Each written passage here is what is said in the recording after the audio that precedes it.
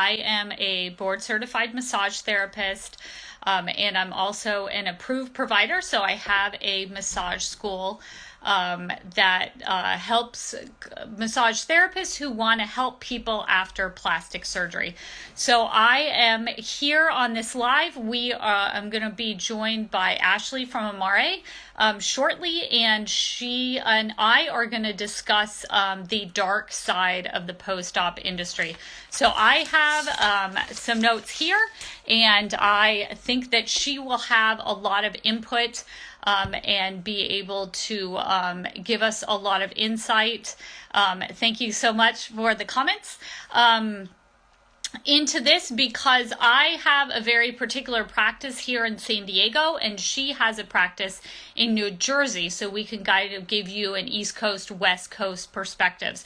She takes far more clients straight from Miami than I do. So I see that she's here, but I think there's so many people are coming on. Ashley, can you ask to be asked to come on, maybe? Or leave a comment and see if I can get you on. Are tips expected for post-op massage, even though our medical service? I do not, I don't expect tips. All massage therapists should not really expect tips. It's nice if they give them to you. See, add as moderator. I wonder if I can add you. Oh. I can add you as a moderator, but I don't know how to add you as a person. I'm not that old. Haha. Okay, so she should be coming in. Here she is. I see your computer. And hello. there she is. Hi. How are you? Good. How are you? Wonderful. So I'll start just by, and you're fine on your side with the camera and the recording and stuff? Good. Yep. So I'll start by just saying briefly who I am and then saying who you are, just so we can kind of let people know who we are.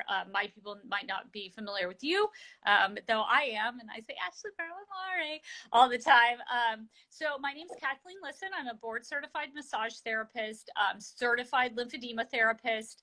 I have a practice in San Diego, California. I am 100% plastic surgeon referred. So all I do is post plastic surgery, and all the people in my office are referred to me by their plastic surgeon. And I give a combination of manual lymphatic drainage and post-op massage and fibrosis massage to the clients. I have actually a wide variety of clients that I serve, anything from like they had cancer and they're having reconstruction with autologous fat transfer to the breast. And then I also have Dr. Torres from Skin and Skinnier, who refers some clients to me, and he does a Brazilian butt lift on a smaller frame client, and kind of everything in between, a lot of breast surgery, tummy tucks, and body lifts, some kind of bigger surgery after massive weight loss, just all kind of different things referred to me by their surgeon. And I also have a school where I teach fellow massage therapists who want the continuing education credit from Nick Timba. I teach post-op massage, and then also like facelifts, tummy tucks, after cancer surgery, all different kind of classes in my school. And I met Ashley, I believe, because you took one of my classes, right? Yes, I did the fibrosis and plastic surgery massage one. I think I took 2 of them, actually. Yeah, I think you've taken a few. So tell them about you, which I wanted to say that right as you were taking a drink. Okay, are you ready? Are you ready? It's Ashley with Amare.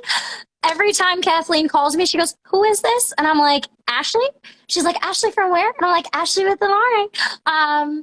So I've been doing manual lymphatic drainage, specializing in manual lymphatic drainage for 7 years. I started in cancer recovery, as well as cancer surgeries and lipedema and lymphedema surgeries. So that whole like surgery part of it and cleaning up the body and all of it is the heavy duty stuff. I started my practice like full force seeing people get 6-7 liters of lipo taken out of their legs in one shot, full reconstructive repairs, full knee surgeries, hip surgeries, autoimmune diseases, Lyme, all of that stuff, recovery for all of it. So I also do medical massage. I'm also a yoga instructor. I'm also a holistic health counselor, blah, blah, blah, blah, blah. But the thing that I love the most is manual lymphatic drainage. So I'm Vater and Foldy certified, all that great stuff that I say all the time. So I am totally addicted to it because I've seen how much it works on my clients over the past 7 years.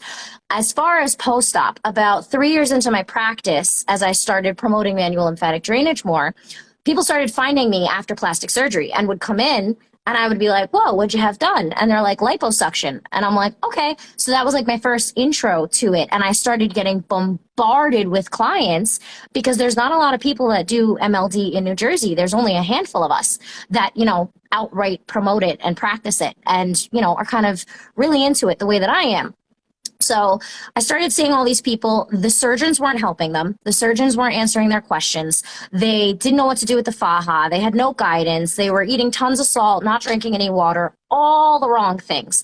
So I started doing some research into the problems they had. Like I noticed the same fibrosis they have from plastic surgery is the same as the ones you get from lymphedema or after a cancer reconstruction. It's the same fibrosis. So I started applying those methods, such as the lipo foams that we now have, and the garments and like CLT, like lymphedema bandaging and stuff like that, using that knowledge and applying it to my post-op clients. So I've been doing that for, you know, the past 4 years with all my post-op clients. I didn't even know a post-op industry. Like I didn't know any of this existed. I was just doing what I know how to do and what I'm trained to do medically to help people within, you know, my scope of practice. And I'd kind of like, you know, go off of what their doctor said. But like you said, Kathleen, in the beginning, it is very different out here on the East Coast because we are so close to Miami. We are so close to New York. The surgeons don't want to talk to you. They don't want to answer your calls. I mean, I'm still sending out cards to the same people 7 years later who their clients, I've seen hundreds of them, and they go back to their surgeon and their surgeon's like, yeah, she's amazing. And they're like, okay, that's great. Sure, you can do that. And that's it. I have spent countless hours, 2, 3, 4 hours driving to meet a surgeon who wants to meet with me, see them once, explain to them for about 3 hours the entire science of MLD, and they don't care because it's not surgery and it's whatever to them. So it's really hard in the industry on this side for, I think, the post-op people in the world, or even just the MLD people in the world, massage therapists in general, to have any kind of, I guess, the same recognition as a doctor or a physical therapist. For whatever reason, the surgeons don't want to see us, hear us, know we exist. They just don't really care. So our industry on this side, being an MLD therapist is way different than on your side where you're very well respected. Surgeons are coming to you and asking questions and have those lines of communication. Because I remember when I was in school 7 years ago for MLD, Elisa DeFalco, my teacher, she works with surgeons. Dr. Rademacher is like her best friend. He's a hand surgeon. So, and he's a plastic surgeon, and she's in the OR with him, and they're like doing stuff together. And I remember she said, you know, just go and introduce yourself, get into the plastic surgery conventions, call the surgeons, make yourself known, let them know what you're doing. So I tried that and nothing. Refused to even take my call. So then after 2 or 3 years, I started sending my cards back with clients, would throw them out. Because then another client would go back and I'd be like, oh, well, how did you find us? And they'd say, on Google. And I'm like, you didn't ask your doctor? And they're like, I did, but they gave me some lady like 3 hours away and she doesn't do MLD. She does just regular massage. And I was like, well, I sent cards back 2 days ago. So that's weird. It's completely something they don't want to touch on this coast because they hear about all the complications and all the things and the liabilities, which, you know, is fine. It just makes it harder for us and people to find us. And then a lot of our clients are confused and lost and a mess when we finally get them. And we really have to like educate them on everything, which is why I started my Instagram, because they'd ask me so many questions within that hour session that I don't have time to answer everything, but I want you to understand. Because if you don't understand what's going on with you and the medical side of how it's supposed to be and how the body functions, you're not going to take care of it properly and you're not going to make the right choices. So I started all these informational videos on my YouTube, my Spotify, my Instagram, and all of that to give people some sort of actual proof and explanation behind what you're doing to take care of your body after surgery. So that's Ashley with Amare. Yay. Thank you. So we are using some terminology that might be unfamiliar to someone. So I just want to kind of set the stage because we said lymphedema and lipedema. Not everyone might know that. So to look back at the history, so we're talking about in the 70s and 80s, the surgeons were finding that there's, and even before that, but there is swelling and fibrosis happening to a client after they get oncology surgery. And before Dr. Lerner from New York City, there was like very sparse level of people who are trained to reduce the swelling and fibrosis after these types of surgeries. So Dr. Lerner came in and he started training massage therapists in lymphedema care. He's actually quoted as saying like that the massage therapist is the ideal person to do this because they are most likely to dedicate their entire career to helping this client. So one of the people that he brought over to teach the therapists in America to help reduce swelling and fibrosis after surgery was Gunter Close. And so Gunter Close is in charge of now a school. And so I went to do my lymphedema therapy with that school. And there was like Steve Norton and Joachim Zuther. There were several people that were sent over from a place called the Foldy Clinic. So when Ashley said she's Foldy trained, that's the Foldy Clinic, which is a clinic in Germany that treats lymphedema and lipedema. I was very fortunate to be able to go over there for a week and study and get some hands-on in their treatment rooms with my fellow therapists there to educate myself on all different ways to reduce, again, its swelling and fibrosis happening after surgery, after cancer treatment. So I think both of us, we started helping people with chronic illnesses, and that's where our training is from. And we're trying to bring that level of service to post-op clients and bring all these tools that we know as compression fitters, as certified lymphedema therapists. We get into these compression fitting classes where we see a lot of the technology and foams, flat foams, textured foams, different kind of garments as part of that part of our formal education. Facts. Facts. So I mean, everything we learn, right, as massage therapists, as MLD therapists, it's all based in some sort of medical something. Some like MLD, manual lymphatic drainage, is created and discovered by Dr. Vodder, by a doctor. This isn't just like something somebody made up, right? So fibrosis, seromas, lymphatic fluid, swelling, all of this stuff does have an actual medical basis to it. It's just really how you use it. And I mean, that's the same with any massage. You can use hot stones to relax or go deep. You can use them for trigger points. You can use them for, you know, regular Swedish. So it's really all just how you use it, when you use it, and what you use it for. But it all still applies the same way. Mm-hmm. Mm-hmm. So let's kind of dive into the subject. I'll tell you, it's close to my heart. Our clientele, because the last client that I had on my table, we actually had some schools had to close down today in San Diego because there was an active shooter threat. So this is definitely, yeah. So there's a lot of scared parents. They called in some threats to the elementary school here in San Diego. And she works next to the elementary school, so she was having trouble getting to her appointment. And I was just like, you know what, like, take your time. Like, this appointment is not as important. We could always like cancel and reschedule. Like, you're in a more important situation. But it kind of, it really guided my attention towards the fact that knowing that when that client comes in, we have to stand and take a breath and re-regulate their nervous system. And this is something like my first class, straight out of massage school, oncology massage.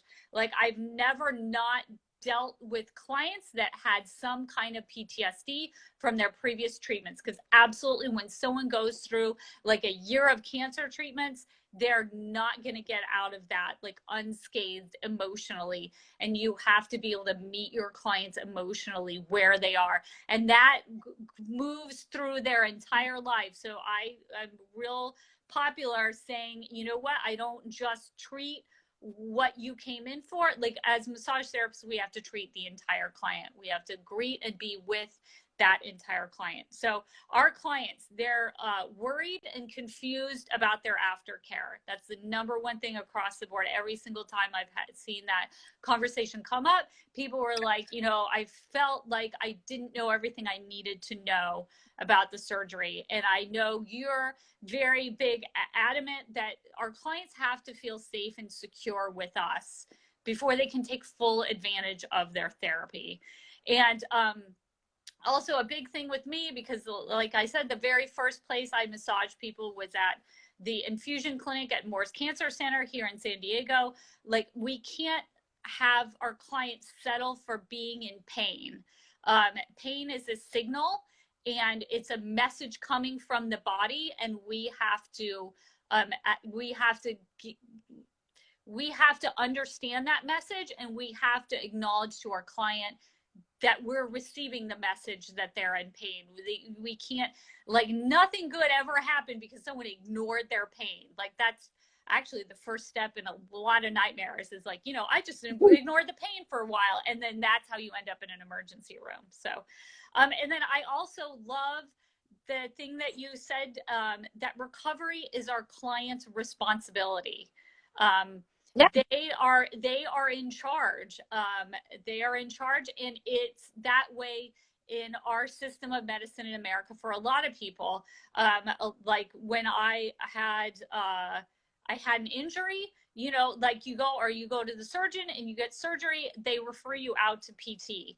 And there's different people with different levels of expertise. So I wouldn't ask my surgeon complicated questions about PT, because my surgeon is going to refer me to the physical therapist to get rehab. And that's what, every time I've been injured, because I like to run, so I like to injure my hip over and over again. And I go to the physical therapist, and the physical therapist is the person that can have that conversation to me and get me to the result that I want to. And realistic expectations are key. And that's the final thing, and then I'll let you talk. Well, yeah, I was just going to say that. Are key. Yeah, and that's something that ideally, if you have a quality surgeon, so that's what's so beneficial of me working in San Diego and having the surgeons refer to me.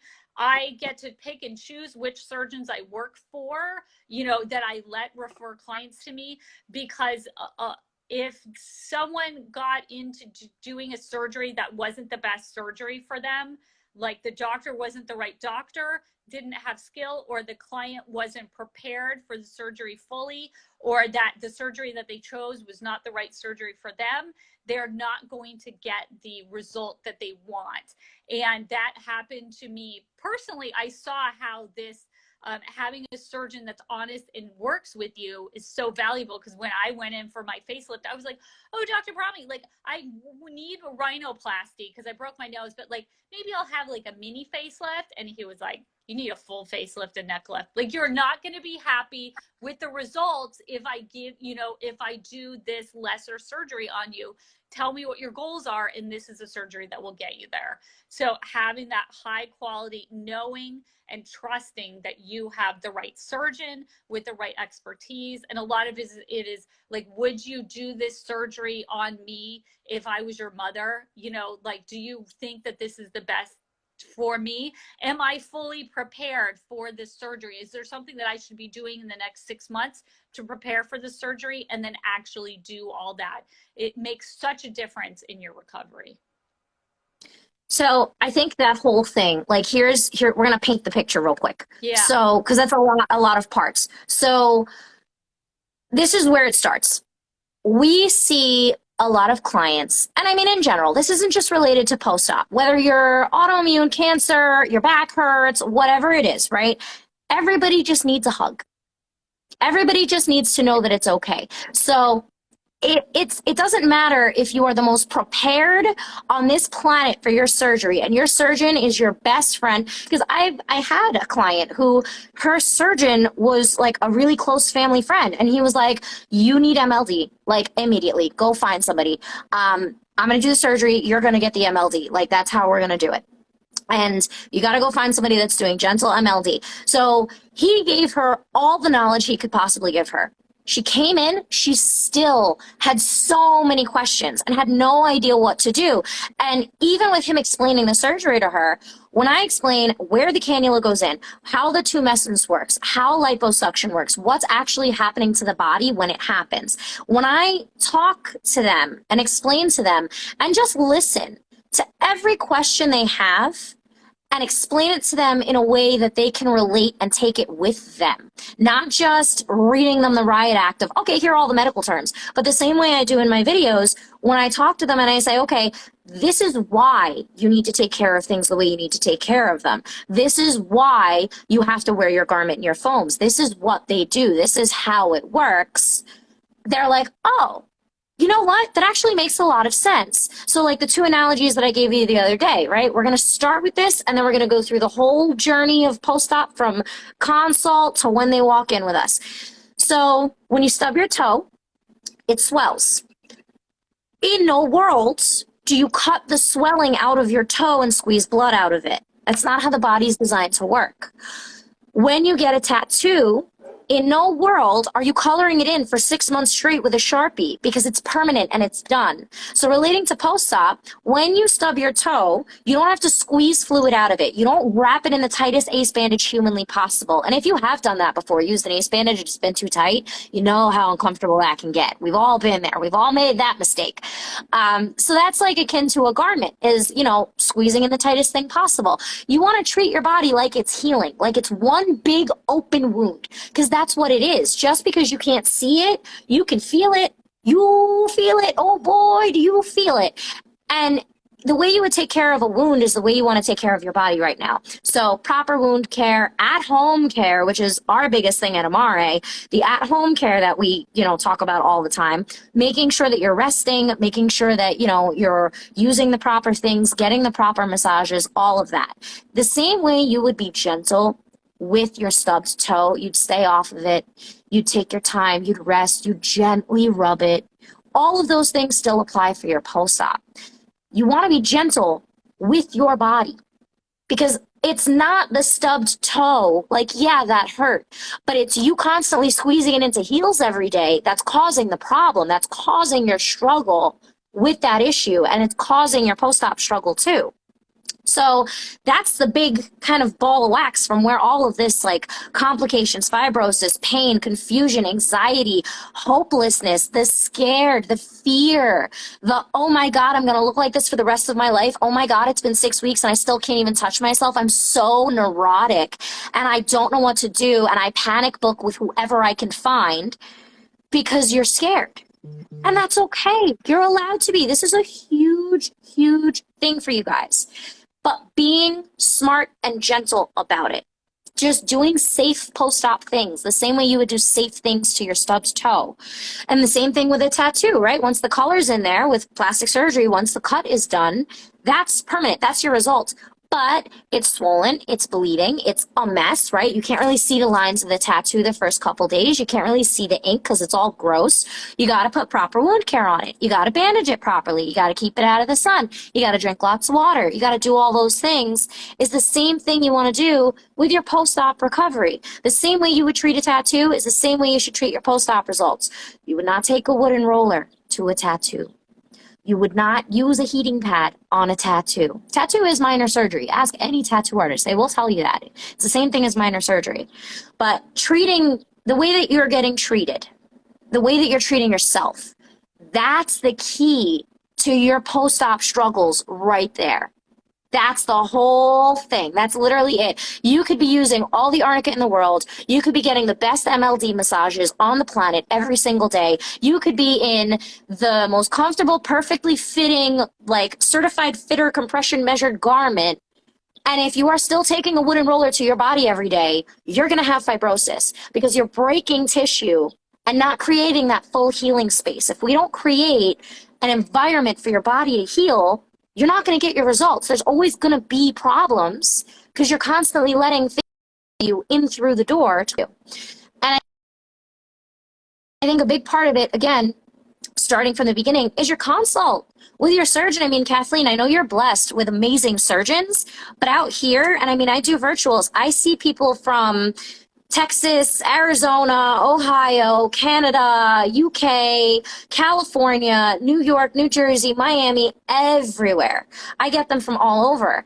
And some people have amazing surgeons where they will spend time, even just a consult, I don't want to say easing every worry, but addressing every concern. So you are 110% confident and comfortable with what you're doing. So with your whole like anxiety, where that whole thing starts is if you're not comfortable with it to begin with. If you're not comfortable with your surgeon, and if you're not confident in your decision, and if you're not confident in, okay, I am prepared to take care of this afterwards, I'm prepared to figure out what I need, then you get into a big ball of confusion. It's all like frantic because you're lost and you don't know what to do. Because if you have doubts about your surgeon to begin with, and then the day you get into surgery, you still have even more doubts because now you're worried that it's not going to go right because you have doubts. And then you get out of surgery and you're all like, on anesthesia, and you have no idea what's going on. Then once you're out of the pain meds, 5 days later, you look at your body and you're like, what the hell did I do? Because you weren't fully present in the process. You didn't have that good feeling, that excitement that, yes, I can do this to begin with. And then when you come to us afterwards, your surgeon has kind of turned their back on you or not giving you answers. And even if they don't give you answers, just taking the time to listen to you and address your concerns and like talk to you about it. They haven't done that. It's a quick in and out, especially in Miami. You don't ever see your surgeon except the day for surgery, and that's it. And then you go looking at all of other people's experiences and you get freaked out because other people are having bad experiences. And maybe some people are having good experiences, but they don't sound like the experience that you want. And then you're even more confused instead of just looking at the medical research. Instead of just Google manual lymphatic drainage technique and read an article instead of listening to everybody else. Make this a personal journey. Make this something you're excited about. Make this something you're going to learn about. It's not just you going through this, it's your body too. And if your body, like Kathleen said, is giving you any kind of a pain signal, whether it be anxiety, fear, nervous, overwhelmed, or physical pain, whatever that level may be for you, you might want to check in with yourself and figure out, okay, what am I doing? Like, what's going on? Like, where are we? Because you have it in your head, you're going to do this, you're going to do this, you're going to do this, and then you just jump, and your body's not ready. Like, your body is the one getting the work done. You got to be present in it to know what's going on. So that pain signal, that like worry, that initial nagging in the back of your head, like, I don't know, this seems a little too like back and forth to me. This seems a little too complex. Google medical articles about things you want information for. Go right to the source and learn about what this is and really take part in this journey of knowing your body. Because when I'm done with my clients, because I give all this information out day one, they know so much more about how their body functions. And I cannot tell you how many clients, even after their post-op, are like, oh my God, you're right, I have a swelling problem. Oh my God, you're right, I've been eating way too much salt and I have edema constantly. Oh my God, you're right, I'm super puffy all the time. I didn't know this could help. Or whatever the case may be, because you're learning about your body. Because we're taking the time to explain it to you and talk to you and be here on this journey with you and listen to you and ease those concerns. Because again, if we don't get through all of that mind chatter, any knowledge Kathleen and I give you, you're not going to hear because you're so upset. You're so worried. And guys, you have every right to be. This is a huge thing for you. This is a huge surgery. But really taking the time to calm yourself down and arm yourself with the confidence and the knowledge, knowing what you're going into, and ask your surgeon. And guys, if your surgeon won't take the time to explain it to you, you might want to find another surgeon. Kathleen has a list. I mean, granted, she's in Cali. She's got a list of surgeons that do that take the time, that care about the aftercare, that refer out to her, that talk to her. So just because they do it one way in Miami doesn't mean that's the way they do it in the rest of the nation. And that's, I think, the biggest thing with explaining all of what Kathleen explained and like showing you guys the difference is we're just trying to be here to present you guys that like there is a different way. It's not just what everybody else is doing, because back in the 70s and the 80s and the 90s when all the rich people were getting facelifts, the world of post-op, the industry of post-op wasn't a thing. It was just MLD, and that was it. So it's been there. It's all out there. You guys just got to find it, and you got to choose what you want to do, because what may be right for one person isn't going to be right for the other person. What may be good post-op for one person isn't going to be post-op for a good candidate for the other person. Certain techniques, certain modalities, certain, care programs, certain like massage techniques, things like that aren't going to be what everybody wants. Is there science and proof that MLD works after surgery, like cancer surgery, like lipedema surgery, like facelifts, like all of that? Yes. Does it work with our clients, mine and Kathleen's? Yes. But guys, that may not be what you want. Maybe you don't want to do that. Maybe you want to go somewhere else and do body sculpting or whatever else, cupping, anything else that you want to do. And that's okay. And it has its place. But you got to be the one to decide that. We can't tell you whether it's right or wrong for you. You have to do the digging to figure out what sits right in your body and what makes sense for you and what you've tried that works and what you've tried that hasn't worked. Because a lot of my clients have tried all of the stuff. They've tried radio frequency. They've tried the lymph massage with oil and rubbing. They've tried, all the things. And they finally come to me at 6 months post-op with fibrosis. And when we get them on the Amare plan, we get them with proper lipo foams, we get them on the at-home care plan, we start with their proper water-style MLD. The same way with cancer patients, fibrosis is gone in a week. It's not just in this post-op world where fibrosis can be gotten rid of. They get rid of it in the cancer world every single day. Like PTs, OTs, everybody. So it's not like it's irreversible. It's just you have to figure out what path you want to go down for your body. That's it. Absolutely. So the big thing that I do, and it's upside down. So this is my shortcut. I wrote a book and I give copies to each one of my clients. And I find that this has really helped because before I wrote the book, the people, their doctor kind of teased the whole thing up. Says, oh, Kathleen's expert, like whatever questions, just ask Kathleen. And then they would spend like 20 minutes. I saw like they wanted to relax and enjoy the massage, but like they had to pay attention because they had to ask me 20 questions. So it's been so much nicer to be able to give them the book. And then I also have, people were asking about what they should eat, what to eat before surgery, what to eat after surgery, and, what is out there that can help, to reduce swelling. And so that's why I wrote the Southern California Plastic Surgery Cookbook. Giving people resources. Like I think if you find the quality research and you find the quality resources as someone who's approaching having plastic surgery in the future, that will just help you because it will give you that confidence that you kind of know what you're doing, and it will help you be more intelligent when you interview your therapist to see if that therapist is really somebody that you want to work with. So my next question, unless you have a question, my next question that I wanted to talk about was our bold assertion that the issue isn't necessarily aggressive surgery, it's aggressive aftercare.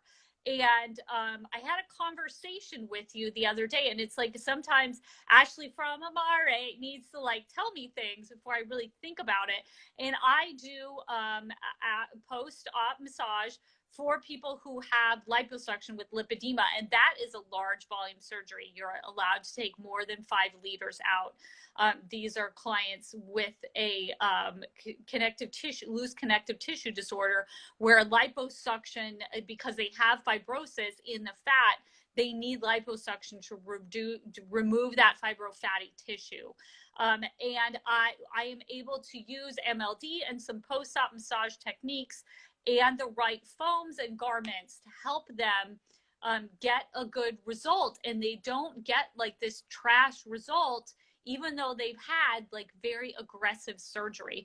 So that has really, my conversation with you has kind of changed my viewpoint on that, because I've seen people with 5 liters of liposuction, we've been able to get them a result that they really like. You know, and again, like no one in my office has ever screamed out in pain, and no one is not rebooking because, you know, the massage is too painful. Like that, all my clients rebook, they say they enjoy, you know, their massages, and they enjoy having the conversation and learning from me. And I want it to be like educational. And if someone has like a level 9 out of 10 pain where they're screaming out loud, or anything over 4 or 5 level of pain, they are so focused on the pain, they can't be focused on getting, you know, asking questions. And then whatever education we have given ourselves as massage therapists, as post-op therapists, whatever advice that we could give them, like they can't take it. They can't ask the questions. They can't answer the questions because they're just so focused on the pain. So how do you see this, and what is your solution for clients? And so I'm real nice, ensconced here, like by the beach in San Diego with, you know, plastic surgeons that refer to me, but you're like on the front lines. You're taking people who have surgery in Miami. So what do you see, and how do you help them in the office, and what are your results? So a lot of it is really just, again, like mental reprogramming. Like what I hear a lot is not so much that they're upset about how painful the massages were, it's the consent. That they didn't know that the therapist was going to stick them with a needle, that they didn't know that the therapist was going to cut open their incisions. And then it was painful, which just heightened everything. So, I mean, there is something to be said for being tender. I mean, with lipo, you guys don't come into my office earliest, depending on how much lipo you had, 48 hours. If you are still like on pain meds, cannot get up and drive yourself, you should not be coming into the office. Yeah. The end. That's with any surgery, that's the golden rule. If you are not coherent enough to get up and come into the office and drive to your appointment and get here, or have somebody drive you and have that person come into the room with you to help advocate for you and listen to all this information, you need to wait. We'll push your appointment. Let's give it a beat. Let's wait. Because it's not necessary, at least for us, to, you know, do all that, because we take a different approach. But with the trauma is what it is. It's the trauma from the treatment of the recovery houses, from being neglected by the surgeons, from being neglected by the massage therapists, and then the painful massages, that by the time they get to us, they're so broken, like spirit broken, as well as body broken from all the tissue damage and the surgery itself, of course, all of that trauma to the body, that we really, really try to get them to a place where, first of all, the minute I'm done with MLD, I stand up and I point out to them before I start and then after, like, and I don't even have to 90% of the time, but where they went down, what it's supposed to feel like, what your body healing is supposed to feel like, what that process is supposed to be, because the surgeons aren't explaining it. So, you know, there's that part of it. I talked to them about, you know, the science of how fibrosis is created, like how it's supposed to be filtered through the body, how the lymphatic system filters proteins, and like all of that stuff, and give them all this information, and it calms them down. And there's that whole part of it. Now, the biggest part of it is the at-home care. Guys, I can't go home with you. I'm sorry. Like, I can't yell at you to wear your Highland foams. I'm sorry. So the at-home care part of it, teaching them what parts of the arnica plant are a topical analgesic, not just random arnica that you're slathering on your body. What every ingredient is that you're using at home on your body, what it's doing to your body, how and when to use it. All of that stuff makes a bigger difference because you're actively taking care of yourself. And now if something goes wrong with your healing, if you have too much salt and your fibrosis starts coming back, you know, and you can stop and fix it and address it. And out of Miami, Like Kathleen was saying, you know, it's a different, I deal with a different world of it. But out in Miami, they really just do nothing. They really don't. And more than do nothing, the way that tons of clients have told me how they get treated, they literally get their surgery and then get sent on a plane and kicked out, and that's it. Or sent to a recovery house and dropped on their ass, and that's it. And that's when you were, you know, when we were talking and I told you it's not the aggressive surgery, it's the aggressive aftercare. It's all of that compacted that starts, you start making silly mistakes. And because, you know, you're so like freaked out already by everything. But I mean, yeah, I've done, you know, the lipedema removal surgeries, 4 different rounds back to back, 3 months in a row, super aggressive. Yeah. Traditional lipo, super, super aggressive, as well as full blown mommy makeovers. I mean, breast augmentation with implants, lift and implants, internal ab repair, hernia repair, and a tummy tuck with a BBL and liposuction to the back and thigh lipo. That was like the biggest one. And with her, it was 12 to 15 sessions. We spaced them out a little bit. And her biggest part, again, was the at-home care because your body still needs to heal. You can get a million massages. If the healing isn't happening at home, if you're not using the proper aftercare products and buying random foams on Amazon, not knowing the science of why to even wear foams, it's not going to work. And you're not going to commit to it because you don't really get it. And then all that healing, I can do an MLD massage. You can be super tiny and then put yourself in the wrong faja or have too much salt or not drink enough water, and it's all down the drain. You can go to the best body contouring specialist and then, you know, do something silly that they tell you not to do, and it's all for nothing. Like if you color your hair and then use the wrong shampoo and boop, it's gone. You got to take care of it at home the same way, which is why we just developed the Amare protocol, because we noticed that a lot of people from Miami would just come in and get the massages, but they were so brainwashed from Miami, from the surgeons telling them to do things like cut their incisions open at home, and didn't understand why it wasn't working. So then I started asking questions like, what were you told? Let me see your aftercare sheets. Let me see your discharge papers. What do you have? Give me anything you have. Let's see where you are.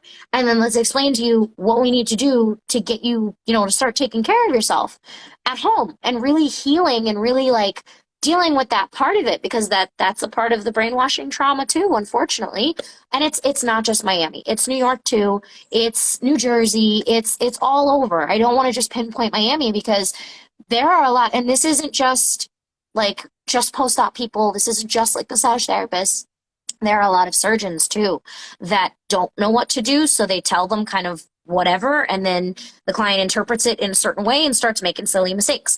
So it's not just like, don't expect that just because you had plastic surgery, you're going to have fibrosis. It happens in every human that's ever had surgery. Swelling, fibrosis, complications. It happens in every human. The reason it happens less in the lipedema, lymphedema community is because they have us to teach them and take care of it. And the surgeons and the doctors and the oncology people know that MLD is something that is a medical modality and works for this. And these CLTs are trained to handle this. In the post-op world, that like medical backing isn't there yet. Well, I mean, with MLD it is, but the surgeons still don't really get it because it's all elective to them and it's all like, you'll be fine. And then you're like, I don't really think I'm fine. I'm going to go get some help. So that's why I developed this whole side of it, because out here it is no man's land. You guys are on your own, which really is terrible. Yeah. Yeah. So we had a comment, someone wanted to talk about fibrosis. So I definitely want to show. So this is, so MLD, if you have a raging case of fibrosis, I think we can all agree, one, it's not just MLD. You cannot just get an MLD, and this is the same thing with lymphedema. You cannot just get an MLD session and just put on a sundress and no faja and go home and then come back the next day and eat whatever you want and then come back the next day and just rely only on MLD.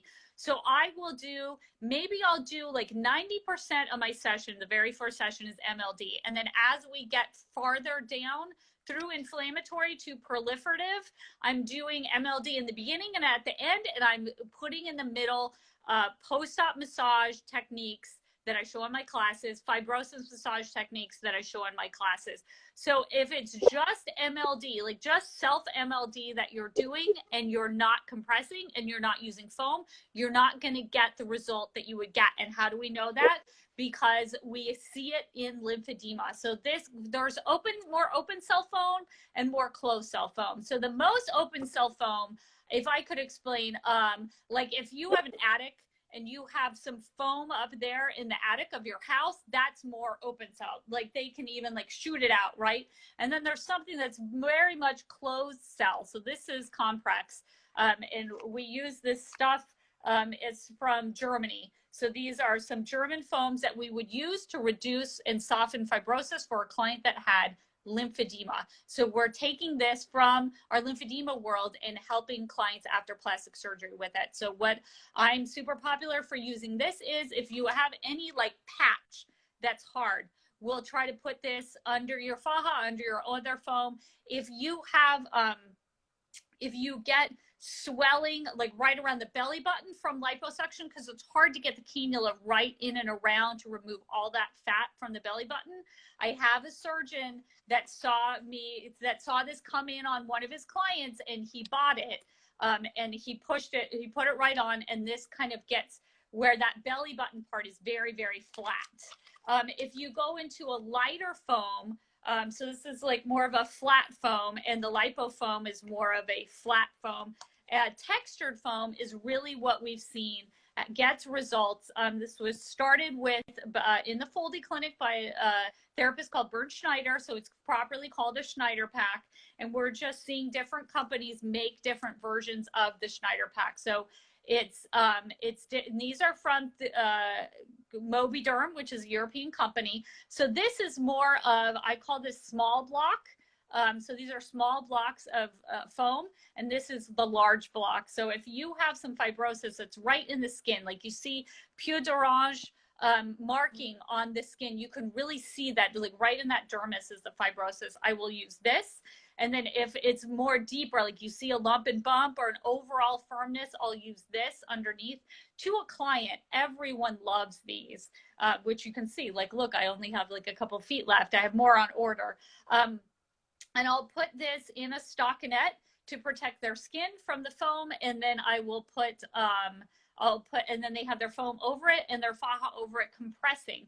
So what happens is this compresses into the skin and makes indents. And then as you're walking around, as you're moving, these little foam blocks are massaging you. This is part of the self-care that I give to my clients. I say, my hands are on you once or twice, 1 or 2 hours a week. The rest of the time, this foam is on you. And they have really, really seen how if they have hardness, this softens it up. And so that's one of the questions, like experiencing hardness. So hardness is not necessarily fibrosis. You can definitely get hard.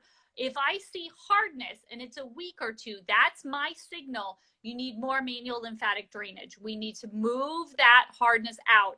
And I have seen under my hands, this is my hands, I have 135 hours MLD class after my 40 hours MLD class. I can move and I'll feel the hardness of the client in the beginning of the session. And then by the end of that MLD segment of the session, it will be softer. You can soften that up. And as it softens up, it goes into your lymphatic system and then you urinate it out. This is how we get this hardness softening. My frustration is if people are having this hardness and they're not getting Vater style MLD or another style that's equally good MLD, because I know there's some Casely Smith, there's some Leduc people here, some Chickley people. Like if you don't get a massage that's focused on moving that into your lymphatic system, I would want you to do that before I would want you to go to body sculpting. That's it. So that is how I have used my education as a certified lymphedema therapist to help people with fibrosis. I hope that has answered your question. While I was talking, I wasn't able to actually see the comments. So do you want to talk a little bit about clients? Like yes. conversation? So Yes, the original reason Original. for all of this. Really quick to answer that, because I did see it scrolling through all of the questions. Our Amare Lipo Foams are 8x11 sheets. They are designed off of the exact foams that open cell, closed cell that you were talking about. I designed these off of the lymphedema foams, because getting the lymphedema foams for my clients, because I do see such a high volume of clients, was so expensive. So I would have to pay for it, and then they would have to pay on top of that for shipping and everything else. And by the time we got them and run out of stock and had to order more, it was just so much. So the same foam, the polyurethane foam that's in a chip sleeve that they use, that's in those little massagey things, this is a sheet of polyurethane foam. This is fully machine washable. It is completely flexible, just like yours, and it does the same exact thing. So when it's against your skin and you're moving, it creates a micro massage against your skin, the same way that your manual lymphatic drainage sessions do. And it helps to kind of work a way down the fibrosis. Yes, exactly. Yep. So it works down the fibrosis, turns it back into like a lymph fluid state. So when you get your MLD massages, you pee out that fluid that used to be fibrosis. That's how you get rid of fibrosis. Those are in our online shop if you're interested. And I have a whole big video on the science of the foams, and I'm doing another one next week. But ours come in a 3-pack of a sheet like this, and it's an 8x11 sheet, and you put it right into your garment. In the video, I explain everything. But I designed these specifically for lipo for that reason, because the lymphedema treatment, I couldn't find anything that was big enough to encompass a full body lipo 360 and be reused. My biggest thing that I love, my lipedema surgery people will buy 2 packs of foam, 6 sheets, and we can cut it around their limb, custom cut it to them. They can wash and reuse it for years. The longest I've seen this used for, 6 different lipedema surgeries over the course of 3 years. She still has her original pack of foams, like the Amare foams, and they're still in great condition, because she washes them with our detergent, because it's made to be washed with specific, like, normal people medical grade detergent, or not medical grade, but disinfecty, all that great stuff. All that stuff's on the shop. You guys can go and check it out later. But that same foam is what we designed this off of, because I wasn't happy. I'm never happy with the things that I find. If it's not easily accessible to you guys, if it's not affordable to you guys, I'm not happy, and I'm going to do something about it. So that's kind of how the online shop started, for exactly that, for people who have questions like that, where it's like, you try the thing that they said it worked, but you didn't really know what you were trying. You just went for it, so you don't even know if it was the right MLD massages, like Kathleen was saying. There are different ways of doing it. So there's that. And the foam and the garment and all your supplies, those are things that we start like right away when I see you, and I usually see you like a week out. But that aftercare stuff, we always, and like the one that just scrolled through the comments just now, we always get questions. Well, when do I start? Now. Yesterday, when you started surgery, because all of this stuff goes hand in hand. All of the lymphedema things, right? They start using the foam immediately. That's not something we wait on. And it's in conjunction with your MLD, because you're going to have that softening happening. You want to get that out as soon as possible. So as far as your supplies, your diet, your faja, your foams, like that stuff, yes, usually ask your surgeon, but where we are out here in no man's land, that's something you'd set up a virtual consult with me for if you're super concerned. Otherwise, if you feel like it's going to help, start now. And all that information is in the videos. So when you guys come sliding in the DMs, which is my segue into the client thing, when you come sliding into our DMs and comment sections asking us to give you medical advice, to give you, well, when can I stop wearing my faja? Well, my stomach looked like this, what should I do? Guys, I don't know who you are. I can't tell you. I don't know your situation. I can't give you medical advice. I can tell you your foams can be started with your garment. Our foams are meant to buffer the hot spots in the garment to stop the impingement of lymphatic fluid so that you have consistent flow in your body to help get your swelling down and maintain you in between your massages, whether it's every day in a row, consecutive like with us, or every 2 days, or every like twice a week, or even if you can only get in once a week. That's what we use it for. But I can't give you, I don't know when your surgery was, who your doctor was, what you had done, how much you had done, what your recovery was like, how you've been taking care of it at home, what it feels like, what it looks like. You say you did MLD, but like, what did you do? You say you got massages and like 30 of them, but like, what does that mean? Like, have you been having salt? Like, what have you been doing anything your surgeon told you? Did your surgeon even tell you to do anything? So I can't, liability wise, professionally, license wise, do anything, really give you anything until we actually see you and talk to you. Because we don't even know how to answer your questions properly until we actually get the backstory of what's going on and figure out where in your healing timeline are you. Not how many days are you out from surgery, because that doesn't mean anything if all the bad things have been happening to you. But where are you in your healing, at what point, and what problems do we need to address and correct the way you've been doing things? That's why you can't just message us. And that's why I have an automated message that goes out whenever you guys like send pictures or whatever that you're sending. It's an automated message, tells you to call the office, says it's a question for Ashley. Because I have lots of videos explaining lots of science things, explaining lots of techniques, the same way Kathleen does. But that's general information. You can, honestly, guys, if you tried hard enough, you could find that same information on Google. If you looked, you could read the same medical journals that I read, because that's where I get it all from, is all the medical journals. It's all right out there for you. But you got to look, and you got to know what to look for. And you got to actually talk to us face to face, because we don't know who you are. And I know the reason you guys get into that habit is because of the Miami mentality, right? That's what I like to call it. It's not just Miami, but it's the Miami mentality, where doctors are telling you to slide in their DMs. Recovery houses are telling you to WhatsApp them. Post-op nurses, that's a different situation. They mostly tell you to. But even massage therapists, like, they don't tell you to call the office. They tell you to slide in a DM or a WhatsApp. Like, that's where this starts, is that you guys are used to that. So then when it's someone like me or Kathleen, who are all like sciencey and like want to know everything about you before we do anything to try and help you, you get real mad that we don't respond to a DM. Or you get real mad when you text the line, the office number, and nobody answers or tells you to call the office because we don't know who you are. Like, it's the same way you, and I can't even say your surgeon, because I know a lot of patient care coordinators that will just do the whole thing through DM with you, or do the whole thing through WhatsApp with you. And you're like, oh, okay. But if you had a neurological condition, you would not DM your neurologist. You might text them if it's an emergency. You might call them if it's an emergency. But you're not going to DM your neurologist or your oncologist. You're not going to DM them. You're not going to WhatsApp them. And it's, you guys get into that habit because that's the way they're telling you to treat them. So then you treat us that way. And that's where that comes from. But no, we're not going to, I'm sorry, I can't. I can't. There's no way. Absolutely.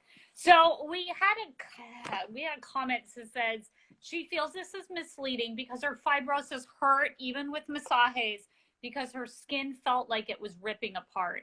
So I what would I say? Like, I want to know if you had manual lymphatic drainage. I want to know how she prepared you before you had it. Like I said, you know what? Like what you just said, like, we can't give a lot of advice over like one sentence. We need to know all the things that Ashley just said, because people can have different experiences post-op. And it is what I want to do as a therapist, is to get a client into my office and give them the best results with the least amount of pain. And if you are having pain with your post-op massage, I am going to alter what I am doing to get you the best results. Maybe it takes me longer to do everything. And I've definitely, since I had a facelift, I used to be like a little bit like the massaging with the facelift. And then I had a facelift and I felt in my body how painful it is to have like some kind of brisk massage after facelift. And now I feel like I'm much better a therapist because I've had the plastic surgery, and my MLD is absolutely on point at like 1 second each stroke, because that is what my body is able to receive. And so my theory that I work with is like I want to give the treatment that your body is able to accept and receive.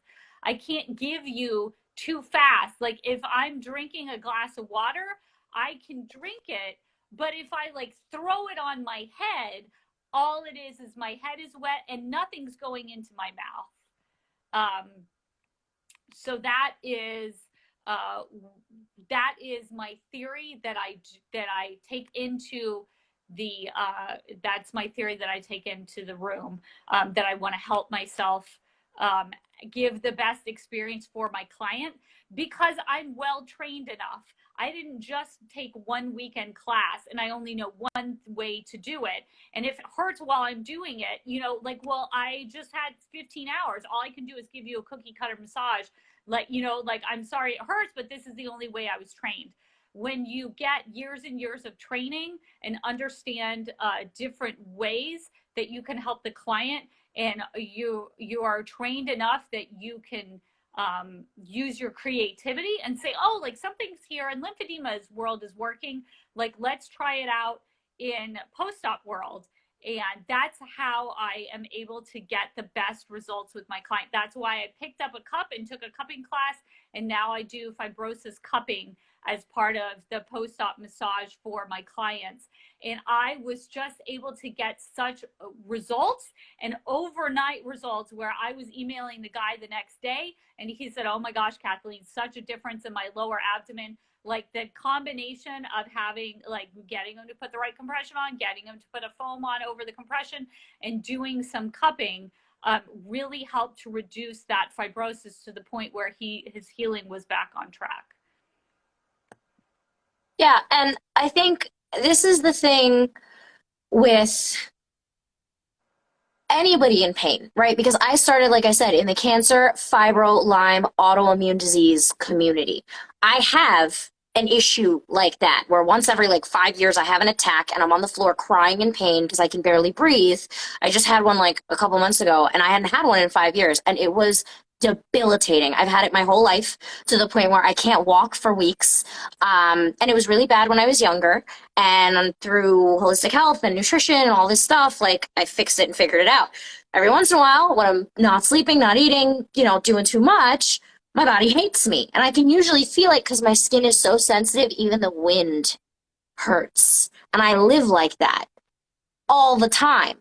So I understand that whole like pain thing, because some people like myself, like fibro, like Lyme, are so beyond sensitive to touch, to just any touch. So that's why I became obsessed with MLD, because it helped me so much, especially when I have those attacks where it's called porphyria. It's a rare blood disease, blah, blah, blah. You guys can look it up, but it sucks. And it's super manageable, but completely not treatable. There is no cure for it.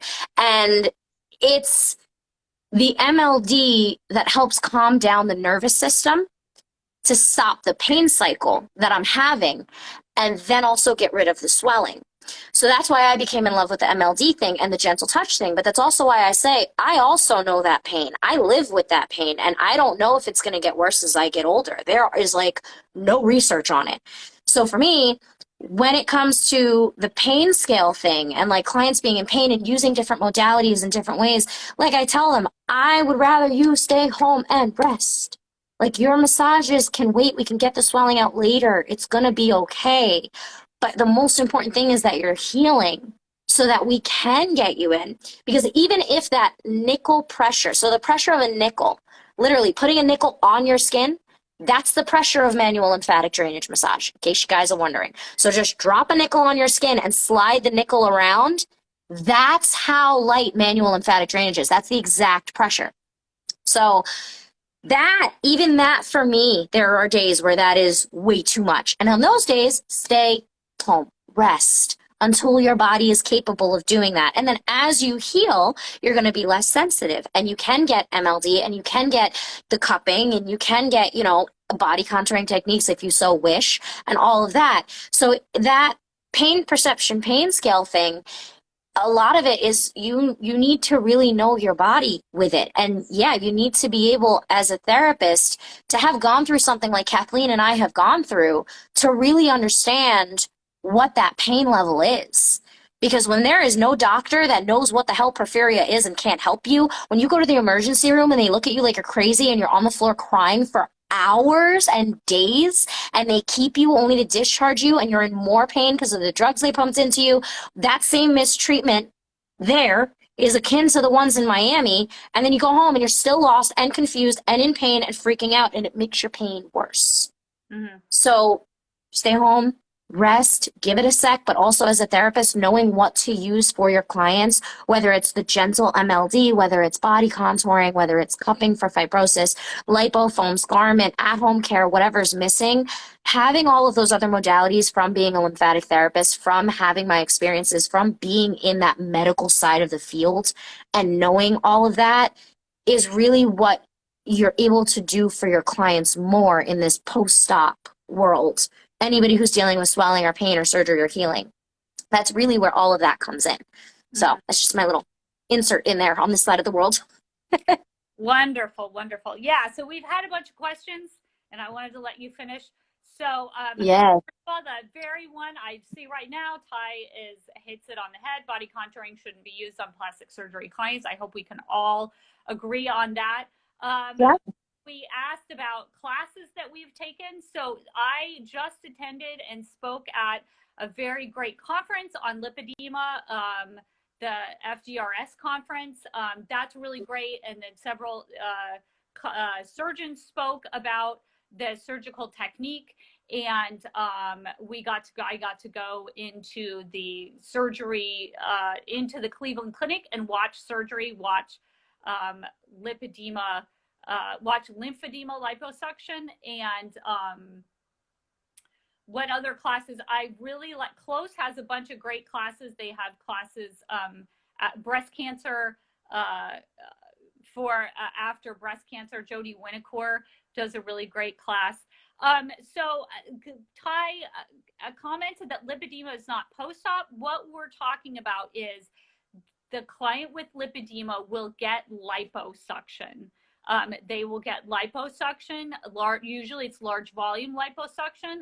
They will get, as Ashley was saying, they will get liposuction in several stages. So sometimes they'll do one leg at a time. Sometimes they'll do both legs, but the front of them, and then both legs, but the back of them. So I have two plastic surgeons from LA that refer their clients who live locally who get this liposuction, specialized liposuction after lipedema. And we talked, Ashley and I talked earlier about the importance of, as we lead this industry forward, more and more massage therapists should get into publishing research in peer-reviewed journals. So I am honored to be a co-author in the Standard of Care for Lipedema in the United States paper, which is about 1 year old today. This week is our 1 year anniversary of publishing that paper. In the journal Phlebology, where we have an entire section in the peer-reviewed journal talking about the post-op care for this specific type of liposuction for a client with lipedema. I also just want to say that it's not just the lipedema. So the client that I had 6 rounds. So she had her first 3 rounds in 1 year, first 3 rounds in the other year. So it was bottom half of her legs, front and back, top half of her legs, front and back, and then again, and then the sides. And then she got a thigh lift. That's what I was trying to say, from all of the skin to help close that interstitial space so she doesn't have that swelling rebound again. So she had a double thigh lift on both sides all the way up like to almost her inguinals. They were managed to save that, thank God, that whole pathway. But she has that as well. And then as her body started healing, she then got a body lift as well. So all of that plastic surgery, just because that's what I call medically necessary plastic surgery, not just cosmetic plastic surgery. That's a big thing there. But they go through all of these, surgeries to help heal the problem. Now, I think Ty did say she's curious about what post-op training we've had. With my MLD training, my original VODR MLD training, because Elisa DeFalco works in the surgeries with Dr. Rademacher, she had, of course, she actually had several of them. And I've actually worked with her in the post-op stuff for MLD with the Dr. Rademacher situation. In my MLD Masters, they had 2 classes on post-op and MLD as far as the whole using the foams for fibrosis, the same way they do with lipedema and lymphedema treatment, as well as the Hollywood Med Spa MLD class, which talks about how she's been in the OR with Rademacher, and she created the post-op training to show how you can help with the swelling after surgery, when you should start, how many sessions they need, when is it indicated, when is it contraindicated, the effects of MLD on the body after surgery, good and bad, or, you know, risky or not, things like that, what surgeries benefit more from it than others, how long you can go without it, when you should start, all of that. So my post-op training has been there since day one, as well as then the lipedema and lymphedema training, which talks about post-operative care with MLD for your clients after they get the lipedema surgery removed. So they do teach MLD-based post-op classes for MLD, but that is different than a post-op class that teaches something for plastic surgery that's kind of cosmetic, I would say, or like Lipo 360 BBL, things like that, that aren't medically necessary when we're dealing with a lymph problem to begin with, or a cancer problem, because she did teach the MLD for after cancer stuff like that. So there is a lot of in the OR post-op exposure with MLD that I've learned from, seen. She's taught case studies that she's brought in to class for us that have been, you know, post-surgery people that we've, you know, dealt with. So it is different than the post-op world now. Again, I did it 7 years ago, but it's also more MLD based. It's all MLD based, actually. It's an MLD post-op training to treat those lipedema, lymphedema post-op people. So I think there's an important question, and I see your question. So the idea is, like, where are we getting the techniques that we have for post-op massage and fibrosis massage? That's an important question to answer, because we've been talking a lot about MLD, but and when I talk about what I do with clients, I say I'm only like 100% MLD that very first session, and then I'm switching into post-op and switching into fibrosis. When you get your training as a certified lymphedema therapist, what we don't call it fibrosis massage, we call it deeper techniques, at least my teacher did in close. So that's something you can hear and something you can like ask for deeper techniques. And then the PT will, my instructors were all physical therapists, they will show you that. So when I was talking about the breast cancer class by Jody Winnicor, so this is first you get your CLT, like first you get your MT, OT, PT, and then you go through the CLT training, and then these other trainings are opened up to you. Sometimes you have to have the CLT, sometimes you don't. So this is how we treat fibrosis after breast cancer, after mastectomy and reconstruction, after radiation and chemotherapy. So these are much more what your physical therapist friend will call manual techniques. When you get into going to a conference like the National Lymphedema Network Conference, which is happening this fall at the Cleveland Clinic again, I would highly recommend, if you have education in lymphedema, to go to these conferences, because then you can go into a 1 hour, a 3 hour class, like a breakout class, where they actually show hands-on fibrosis techniques. The person that I learned a lot of fibrosis techniques, none of this is me. None of this is like, I thought up this is my magical thing, it's all covered. Like, all of this is widespread where we come from, and we're just bringing it into a different area. The person I follow and I've learned so much for, she's an OT, she's in California, her name's Karen Ashforth, and she teaches these classes at the conferences. So that in America is where you would get a lot of this ongoing education, and you can go to the conferences year after year and follow the teachers that are getting the new techniques, and they're showing you as the surgery world changes, as their techniques are getting better, you can learn new things at each conference. The other thing I thought I saw, which I thought was interesting, is they said, but it's not post-op care for plastic surgery, BBL tummy tucks. That's very interesting to me because I had a plastic surgeon friend of mine re-educate me on the fact that if I'm talking about cosmetic surgery, I need to talk about cosmetic surgery. Cosmetic. But I've had a lot of plastic surgery. I had a rhinoplasty. I had a facelift. I had a neck lift. I had a brow lift. But I had liposuction with fat transfer. But I've also had a cheek reconstruction with a plate and some pins in it. That's also plastic surgery. I also had cancer surgery right here, Mohs, to remove some skin cancer. That was also done by a plastic surgeon. And I think that's, and one of the plastic surgeons that refers me, most of the clients he refers, is breast cancer reconstruction with autologous fat transfer to the breast.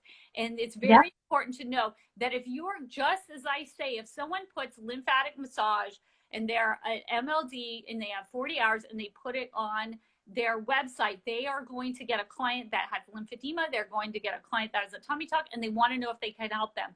Same thing, if you start advertising, and this is just my opinion, if you start advertising that you can take care of someone after plastic surgery, you need to be prepared that someone with a facelift is going to think that you mean them. Plastic surgery is much more than just Brazilian butt lifts and tummy tucks. But I will say for tummy tucks, mostly MLD, a little bit of myofascial work, no cupping until at least 3 months because of the feature of the tummy tuck. But Brazilian butt lift, I'm definitely doing fibrosis cupping, the myofascial work. All this is covered in my classes. If you want to know, if you really, really like, Kathleen, why are you only talking about MLD on here? Because there's a complete line of classes that you can take. And it's not just me, it's several teachers, and there's several teachers who teach this post-op massage techniques that are on this live, and you can benefit from learning from each and every one of us. So the other question, which I had tagged down here, because I want to answer her question, do you work on clients from Colombia or the DR? If so, is your treatment the same or different? So when I had clients from the DR, they would come to me, and they come to me like 2 weeks, at least a week after their surgery, because it takes, they've had massages in the DR and in Colombia, and when they come back, they're like more than a week out. So what I'm doing is, like, it depends. Sometimes I do see a lot of firmness, so I'm using more post-op massage techniques. But I always start and end every session with MLD, and they definitely benefit from the foams.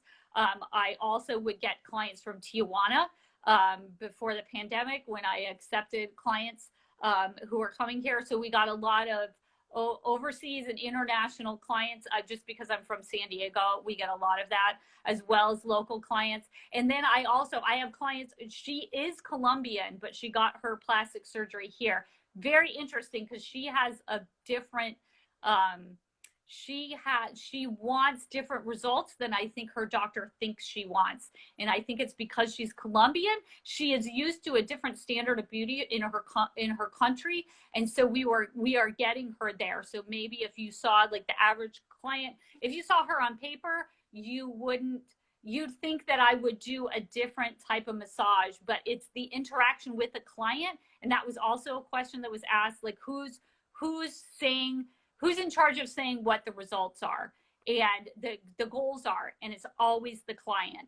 And I see, and the goals at 2 weeks are, maybe they're different than the goals at 5 weeks and the goals at 8 weeks, but that's how you have to, every time you see the client, you check in with them again. And then that's how I reinforce the home care. Because if they feel like, like, oh, like, I had a party and I was out of my faja, and it's like, well, tell me again what your goal is. And it's a little bit of motivational interviewing, so they can convince themselves to get back in their faja and do their foams and do their routine and do what they know is right for them in between this session and their next session. But I'll go ahead and let you answer the question too. I think the treatment, like you said, they do expect different results. And I mean, I talk about this all the time. When you go to your surgeon and you tell them what you want, you got to tell them what you want. Don't tell them you want a BBL and Lipo 360. pinch your body and show them what you want so that they understand. Because his BBL or hers, the doctor in their head, is different than what you have in your head. So wish pics are always helpful. Actually physically showing them where you want places and things done, put where, is also super helpful. Because again, there's that disconnect. And I find that it even not just the whole like Colombian body beauty culture thing, but here too, just regular mommies that want to look good, and then they're like, oh, it's too big, I'm really upset. So yeah, there's that whole part of it as well that I totally agree with. The aftercare is definitely different. Like we know, they have different standards of care, like you said. The post-op massages are definitely different, but it doesn't mean that you can't get the same help. It's just going to not be what you're used to, but you can still get your results and you can still get the same help that you want. And like you said about the plastic surgery thing, that's why I say medically necessary and cosmetic, because cosmetic is Lipo 360, BBL, all of the cosmetic stuff, whereas medically necessary would be, I mean, lipedema kind of sits on that line because it is cosmetic, but it's also super necessary when you can't fit your feet in your shoes anymore and you can't wear pants and you can't even walk. So yeah, the thigh lift is kind of cosmetic that comes with that, but it's also medically necessary so that doesn't happen again. So it kind of falls into each other, because even with a tummy tuck, if you have really bad distension, it can be covered by insurance and then turns into medically necessary. Whereas if it's just loose skin, it's a tummy tuck without the ab repair, just a skin removal. So it really depends. It kind of goes hand in hand with that whole part of it. But I mean, plastic surgeons can be, like Dr. Rademacher, he's a plastic surgeon doing hand plastic surgery. So MLD for hand stuff. There's a lot of delicate tendons and things like that. So we don't want to be putting too much pressure or doing anything. So MLD would be indicated for that. Somebody who needs like Lipo 360 BBL stuff might want to do more post-op massage techniques, like the things you were talking about, and MLD to help with the swelling. This is why in the beginning when we started talking, I said, you have to decide what path you want to go. You have to figure out what you want to do and how you want to proceed with it as far as what your body's going to need for your aftercare, and listen to the people. Check out Ty's page, check out Kathleen's page, see what everybody's offering so that you have options and you don't just have to deem, post-op massage the most terrible thing in the world because it's painful or whatever. Again, pain scales are relative, techniques are relative, what you need is relative.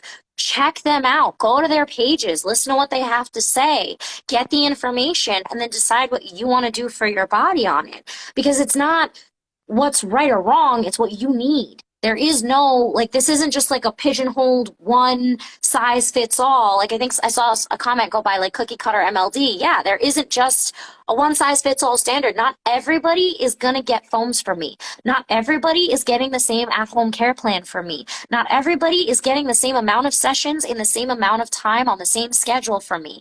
It depends on what your body needs. And that's why I've had people ask me, oh, you should franchise. I'm like, why the hell would I do that? This is not that kind of industry. What is wrong with you? We are not massage envy out here. We work too damn hard for that to be massage envy or hand and stone. It's growing, it's changing. There's new information every day. Everybody's doing different things. So go learn. Check out all the pages. And if there's something maybe you want to try it, and then maybe try the other side of it and see if you like it and see if it helps for what you have going on. Maybe you've tried, the post-op massage road and it didn't work for you and you're 6 months out. You want to try the MLD road. Maybe you tried the MLD road and it didn't work and you want Kathleen to do some post-op massage techniques on you. It can go both ways and you can do all of it. There is no one way with Columbia versus New York versus Miami versus New Jersey.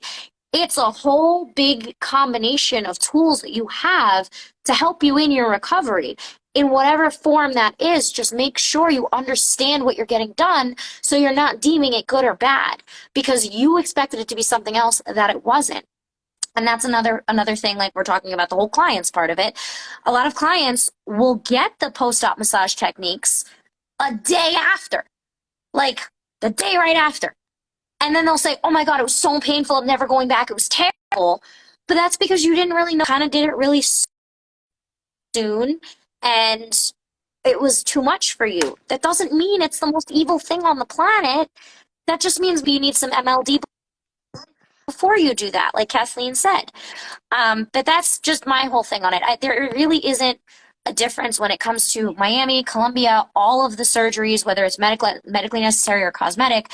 But you have this plethora of professionals. You have this plethora of training and schools and medical knowledge to learn from and to choose from. So, like, use that. Go look for everything. Use that to your advantage and figure out what you guys need. It's not really, I know that, like, just because they do it one way in Colombia, they don't have all of these options, but we have so many options, which is so great for all the different types of clients. And as a therapist, you have to figure out what you want to offer and what you want to hone in on. Like I said, I started doing MLD for oncology, surgeries that are related to oncology, super aggressive, super intense surgeries with lots of complications, lots of lymphedema. And then the other end of the spectrum, which is the autoimmune disease, the Lyme, the cancer, the MS, fibromyalgia, postnatal, all of the other stuff with MLD. That's what we specialize in, is MLD. Do I do cupping? Yes, when it's warranted. Do I do medical massage, NMT, myofascial release? Yeah, I do. When it's needed, wherever it's needed. We got to be able to switch it up when we need to and not just say like it's one thing or it's the other thing. It's all of it. And that's like the answering the question there between the Colombian and here. Yeah, and I think there's some confusion, and I think people who, how should I say this, because I want to be delicate, like people who aren't really familiar with how it is want a cookie cutter answer, and they want to know, like, when do you do MLD and when do you not do MLD.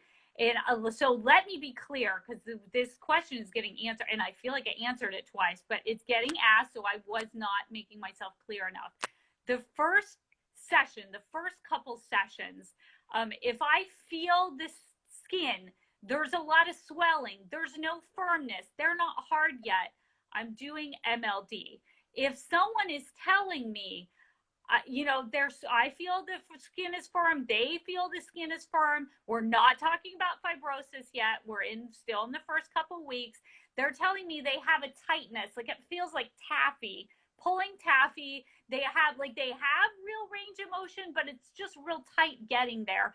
They can't twist, they can't like bend, they can't tie their shoes. That's when I'm starting my post-op techniques. And I have an entire school. It has over 2,000 students. I do not teach manual lymphatic drainage. All I teach is post-op techniques, including fibrosis techniques, several different classes, several different ways for different surgeries. So I am going to incorporate some of those post-op techniques, and how I know it works and how the client knows that they got their money is they come in and they're tight. And they feel like they can't move, they're in pain, their skin is thick, and they go out of the massage and they're like, oh my gosh, like that felt good when you did it. I feel less tight, I feel more able to move around. And then when they come out of the room and they're dressed, they say, I am able to get my faja on the tighter hook. This is why I know what I'm doing works. And then they come back the next week. And so we give them the foam so they keep their result. And I make sure that faja is not too long in the torso, which is what we get a lot in California. And I make sure that they're able to have the right foams in the right place. So they're keeping those results. It's not that like, it looks good and it feels good that one day, but then when I email them the next day, they're like, oh, yeah, like I lost everything. So it's not like that. I need to give them the massage that will help to improve their results so they get that, like one time it's 2 steps forward and 1 step back, but over the space of a couple weeks, they are finding that they're getting into that smaller faja that for 10 days, and they're getting into that second smaller faja in a couple weeks. And I want to keep that going. And if it's not going, then I want to ask them, what are they doing with their home care? Like Nurse DMV says, sometimes it's not just about the post-op. they need to hydrate, they need to eat right. And at that point where they're coming in, they're, you know, the first thing I get someone in, the third visit, the fourth visit, and they're like, you know what, I still have some soreness here. And I was like, how's your faja feeling? And then, you know, they're like, well, full confession, you know, like I went out and I didn't, you know, drink all the water and blah, blah, blah, whatever it is. But this is their object. Every time they come to us, it's their chance to reset. They get that comfortable massage. They feel like they're back into their faja, and then they're going to do everything that they know they need to do to get their result. And the final result is always, always in the client's hands.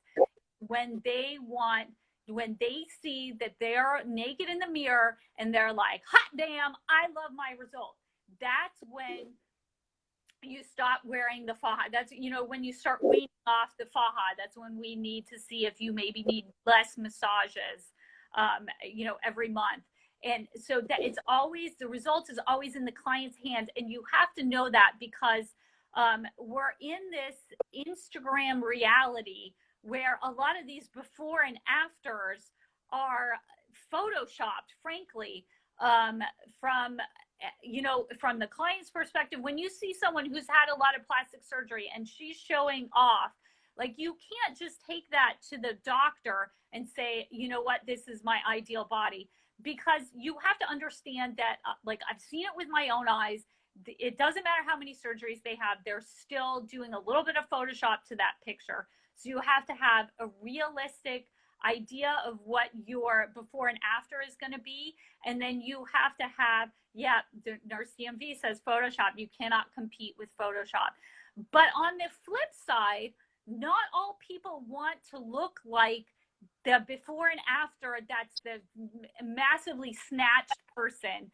Here in California, you know, not everyone wants the same size ass that they get from their Brazilian butt lift. And we have to meet the clients where they are, and you have to really listen to them and give them the results that they want, and not, you know, overtreat them or try to like sell them into something different than what they ideally want. Because some people absolutely, they need to get into the bikini, and some people are like, you know what, it's amazing, all I wanted to do is get rid of that little pooch that I've had since I had my 2 kids. And if they're feeling amazing and they feel like they've gotten a great result and they want to know when to take their faja off, I don't think we're doing the right thing as therapists by being like, oh no, I can snatch you like 2 sizes smaller. Like, you need to keep that faja on for 6 months. Because the people will come and they'll be like, I got 1 liter of liposuction. Do I really need to wear a faja for 6 months? And I will tell them, the plastic surgery stories you hear on the Instagram are not all exactly what's going to happen to you, because a lot of these ladies are having 5 liters of liposuction. And it's not going to be the same recovery for you, because they're scared. They have that deer in the headlights look, and they're like, oh my God, am I really going to have to go to 20 massages with you and wear 8 fajas? And I was like, you know what? The client is always in charge of the care experience. Like, the client is the one that gets to decide when they want the result to be, and what they want the result to be, and how far they want to go in order to achieve it. It's not me pushing a client. And I agree with that too. Like, I mean, like I told you last night, and I say in all my videos, and I've been saying for years, recovery is your responsibility. Point blank. Again, choosing what you do to recover, how fast you recover, the information you get to recover, your at-home care, which is like the biggest part of all of it, because nothing else matters if you're not doing that. I had a client who came in, she had 3 sessions, she had like a package, she was happy, she was like going through everything, she was motivated, she was shrinking like crazy. She goes, I don't understand why I have to do all this, because my friend got lipo, or my friend had surgery and she didn't need any massages, so why is my body like this? Like, shaming herself for needing to take care of herself. And I was like, well, what did she have done? And she was like, oh, well, she just had lipo. This woman had lipo, tummy tuck, and BBL, and was in a recovery house, and had more damage from the squeeze massages, and was anemic, so there was that issue, and had an infection, and is now starting her massages 7 weeks out. And I'm like, okay, let me ask you, how many liters of lipo did she get done? She was like, oh, it was only like 1 or 2. Mm-hmm. I was like, okay. And she was like, well, she was only in her faja for like 2 or 3 weeks and then she was like gone.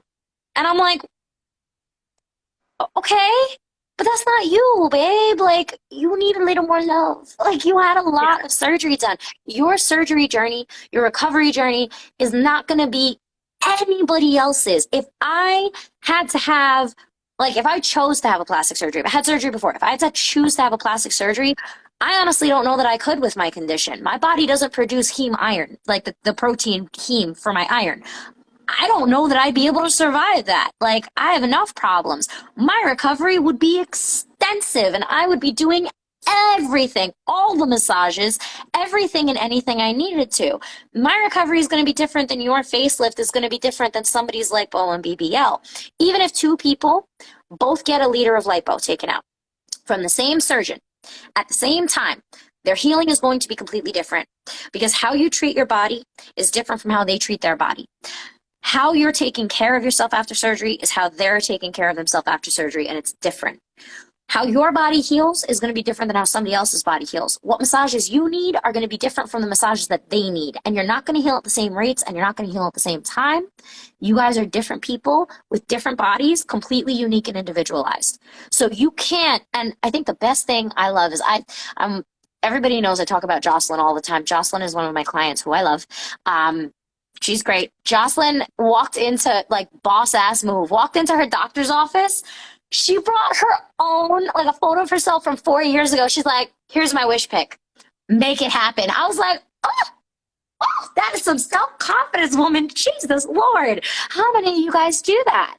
How many of you guys find a photo that you loved the way you looked and bring it to your doctor's office? Even if it's a photo where, like, you're in a Spanx or in a girdle, where you may not have been happy with your body, but that photo looks good. That's more realistic than something photoshopped on Instagram.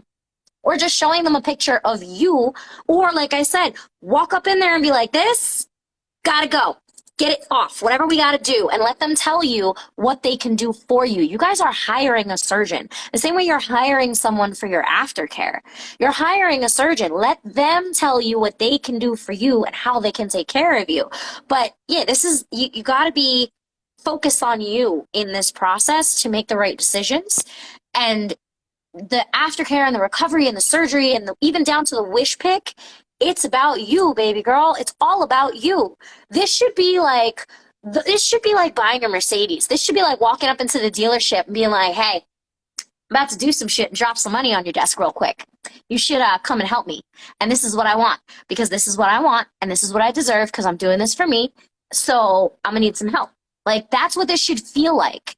And if they tell you, because you have in your head that you want Lipo 360 and BBL, and if they tell you, well, we can't do that, you're going to get real upset. But if you go in there and you say, hey, this is how I want to look, what's the best way I could get there? And they'll give you your options. Now, again, like with Kathleen, she went in for a little thing and they were like, no, you're not going to be happy with that. We need to do this instead. It may also be the reverse. You may walk in there and being like, I want a nice BBL, but I have almost no fat to take out. Maybe you can't do that right now. Maybe you wait. Maybe there are medical issues that stop you from having your surgery. You got to be okay with that too, because again, this isn't a straight line. It's your journey. Journeys are never a straight line. It's how you get to where you want to get to. And maybe instead of a BBL, you do implants. They have butt implants. Maybe instead of doing, breast implants, you do a fat transfer to the breasts to give you curve instead of projection. There are tons of different options. There are so many surgeons that specialize in so many different crazy techniques nowadays that your healing is going to need different things for. Not just MLD and post-op massage and all these other things to help you along the way, because the techniques are different to get you where you want to go. It's so much more customizable. Yeah, no, none of those. We have enough of those butt injection stories. That's why I didn't say that, because that's not, no, it's a hot mess. We don't want that. But there are so many different things out there now that by you guys saying in your little Instagram, this is the way box, and getting mad about everything else, you're pigeonholing your results. You're pigeonholing your recovery and you're pigeonholing yourself because there is so much more out there. There's so much more out there for surgeons, for surgery options, for non-surgical options like M-Sculpt, for post-op massage, for MLD, for all these different things. There's so much more out there for what you need. So don't just go based off before and afters on Instagram when you're picking a therapist or a doctor. That's my little word to the wise. That's good. Good. So I want to give 2 tips because I know the question has been asked several times, like, what is our education? What kind of education do you get for this? What do you do? So like Ashley said, like first principles, first turn to the literature and go ahead and read the literature. That's what I base a lot of my classes on when I want to teach a class. When I want to learn something new, you go to the peer-reviewed plastic surgery journals. There's a great PRS, Plastic and Reconstructive Surgery Journal has a global open section. So it's called PRS Go.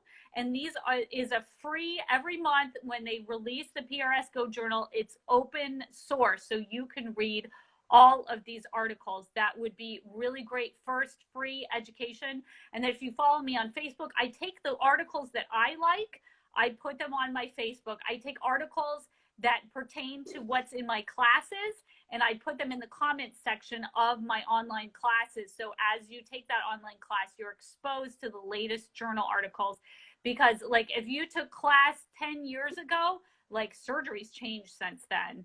Absolutely. You always need to be up to date. The other thing, a lot of people are like, oh, Kathleen, like if you follow me on Instagram, all these webinars, like you're always taking pictures of these webinars. How do you find your webinars? Which webinars have you gone to? So some of them are still online.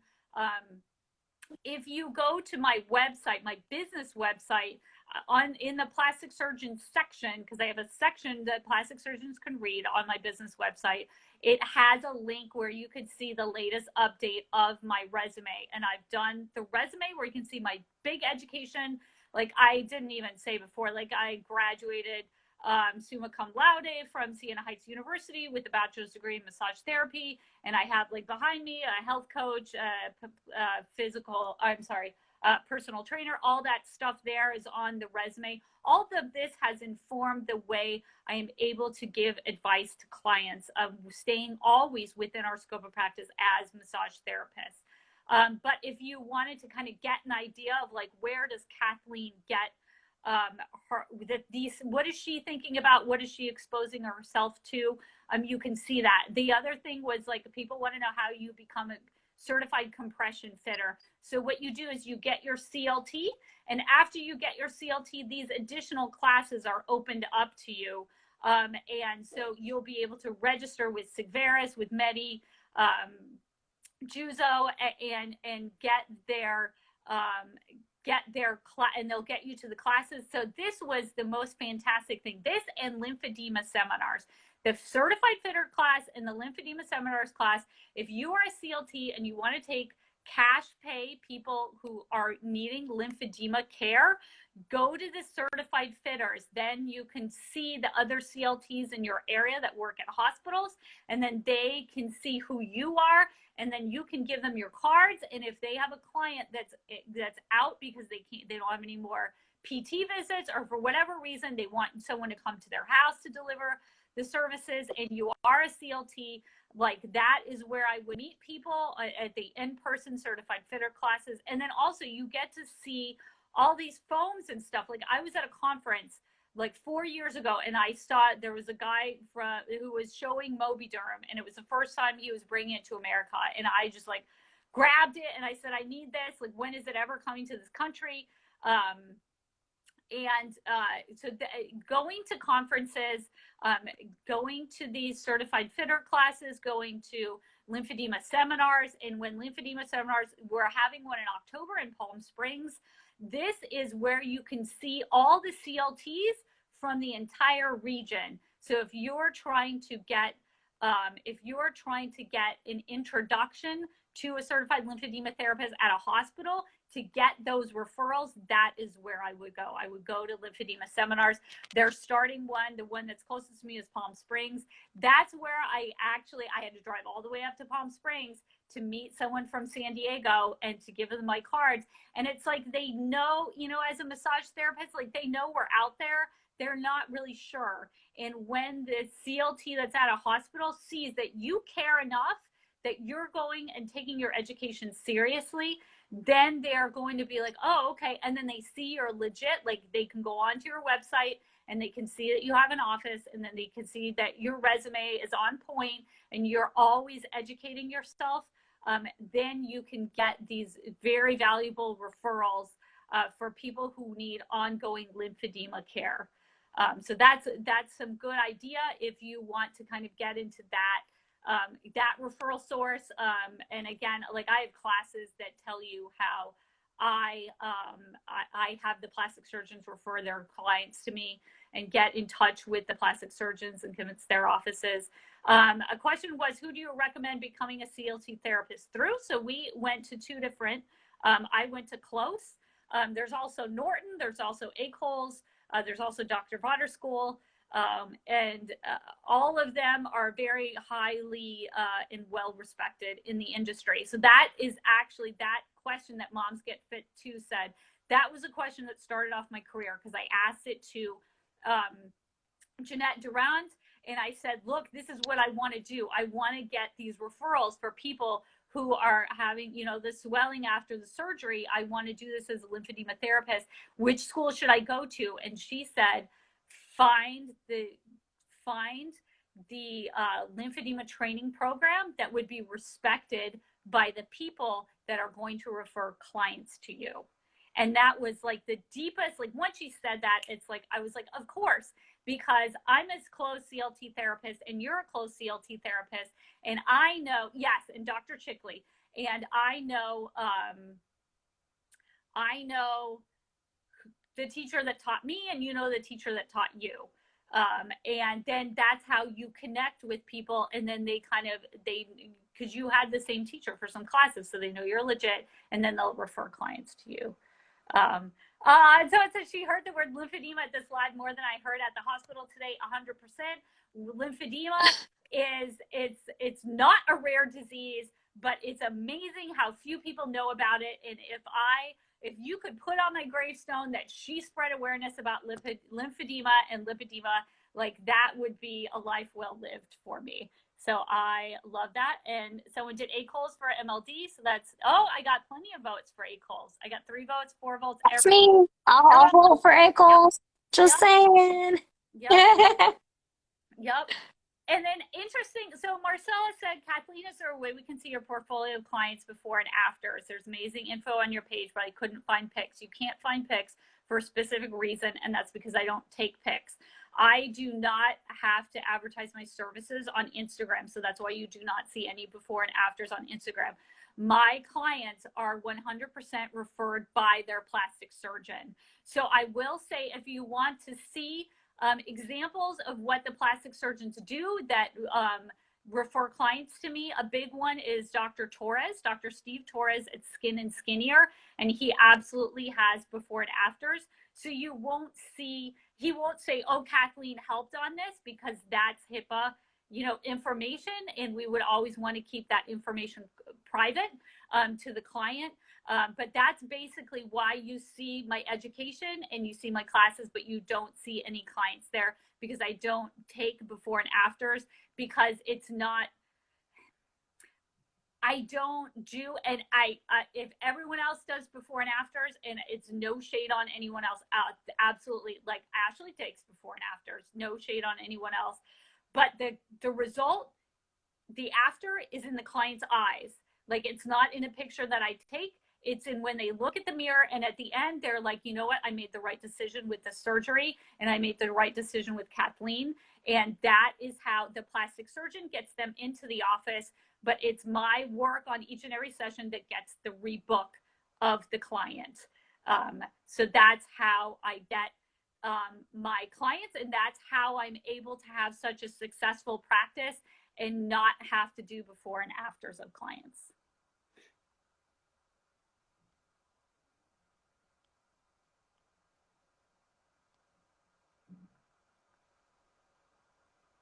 Anything else? Just get a bunch I was of just scrolling real quick too. Yeah, apparently everyone loves Everybody in here is Team Ackles. My goodness. Team Ackles. Yeah, I am so happy to see so many Ackles people. One of my favorite people, Paula, in the lipedema world, she is an Ackles trained CLT. And I love the heck out of her, and I love all of my sisters in CLT world that have had Ackles. And I look forward to seeing as many of you as possible at the NLN conference this fall. And if you're a member of the National Lymphedema Network, we do get together, and that's another good class opportunity. If you're a member of the National Lymphedema Network, we have webinars on each different section. So I was able to speak and be the speaker at the private practice webinar. There's also a modalities webinar and all different like surgery webinar. So that would be another resource, and I should add that to like my brain when I tell people about resources. Absolutely, it's the best money you'll ever spend to join the National Lymphedema Network, and then you get to go to these webinars, and it's held like every week a different topic. So if you want the latest on surgery updates, like last month, earlier this month, we had like an hour-long webinar where Dr. Granzow, who's a plastic surgeon from Florida, was talking to us about the surgery he does on clients, lipedema, liposuction surgery he does on clients, and microsurgery, and how how the CLTs can help their clients after these types of plastic surgery. So that's, yeah, definitely, it's valuable. And then you go to the conference, and then you get to learn from Karen Ashforth. And there's actually, it's a very, very surgery focused this year because we're at the Cleveland Clinic. They're going to do some like dissections. They're going to show you all different parts of surgery. So if you're interested in plastic surgery, that's a great opportunity. And someone wanted to list the schools. The ones that I know of, Chickley, I always forget, so I'll put it first. Chickley, Close, Vodder, Close, Dr. Vodder School, Norton, and Ackles, which is the clear favorite. There, someone else said it, which is the clear favorite. And there's also Leduc, Casely Smith. I know the Casely Smith instructor in America. Yeah. Hildegard. I love this. Someone said it's a dark industry and dark, nasty people, but ultimately the clients are who matters. Absolutely. Yeah. I mean, I didn't even know this industry existed. I didn't know there was an industry. I was just out here, like you said, you know, you start offering MLD and cancer patients, facial reconstructions. I mean, I think the craziest thing I've seen is the entire cranial section and face swollen from bad PRP injections. Completely, like ear to ear, back of the head all the way down to the chin. Immediately, the I guess injector called me on Saturday freaking out. I was the closest person available that offered MLD, sent 3 of her clients to me for consecutive sessions for 8 days straight.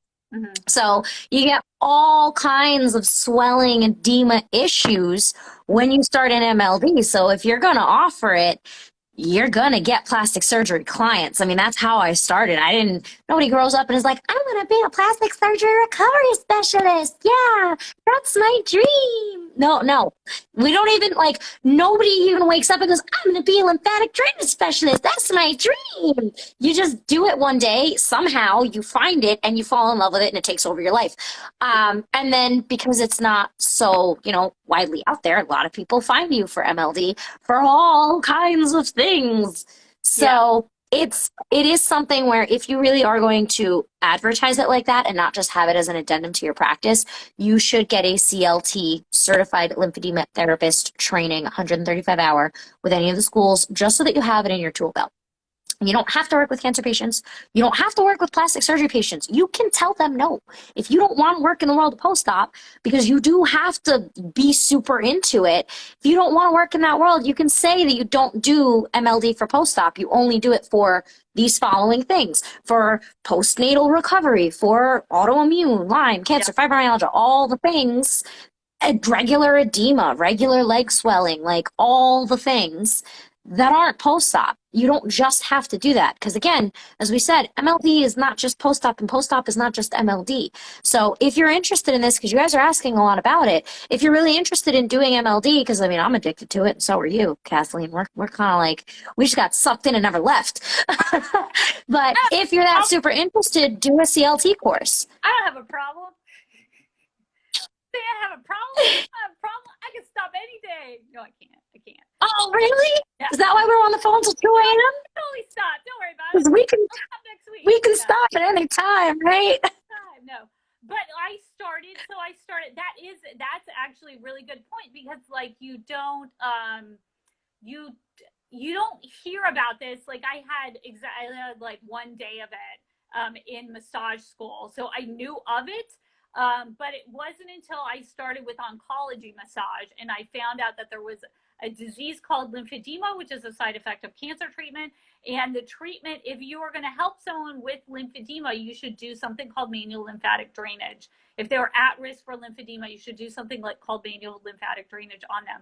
So it's like a passion. It started very early. I did not get into massage therapy and then accidentally wander into the wrong classroom and learn about post-op massage. Like my first clients that I ever worked on from then until now, surgery, after surgery, it's been my passion. And you can see on my resume that like there's a clear, it's just every month I want to learn something new about this. And every month it has given me such, I have so many people that I've been able to help that are hugging me, that are saying, you know, that I made their journey into recovery from cancer treatment better. And it's just, and maybe also if we could widen somebody's horizon where maybe they got into it because they see like maybe you can make money off people with liposuction. If you learn MLD and you love it, there is such a wider opportunity for you, and there is such a wealth of education out there, and you can really have such an impact in people's lives with MLD if you would consider, especially if you already have like the soul and heart to help somebody who's suffering after surgery, and not just do like a cookie cutter massage and tell them, oh, it's supposed to hurt, don't worry about it. Like if you really want to relieve suffering for your clients, like oncology massage is a beautiful modality to move into, and you can definitely have the bulk of what you do be post-op if you want to, but to be able to help someone after, you know, with on their cancer journey is so deeply it's so deeply meaningful to me and to everyone that I meet that does oncology massage. It's deeply meaningful to me because I lost both my parents from breast cancer. I'm sorry, both my parents from cancer. My mother had breast cancer. She died when I was 19. She was first diagnosed when I was 9 years old. And I lost my father 11 years ago from lung cancer. So if I can take my hands and help somebody who is suffering on that same path and give them a moment of respite, a moment of solace. That's the name of my company, is Solace Massage and Mindfulness.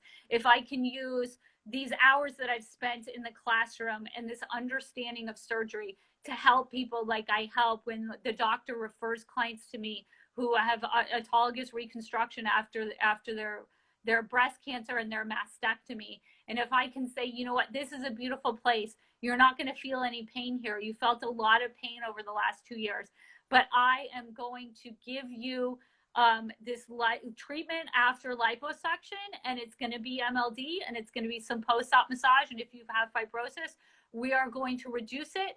And I am not going to cause you any pain. I'm sorry, I'm going to cry because I wouldn't. Like, my mom died when she was 19. Why would I have someone on my table and cause them pain? Why would I think that that is how I am going to be in the world? So if you see me, and you'll see me in the future, and I will always be saying, like, let's get better.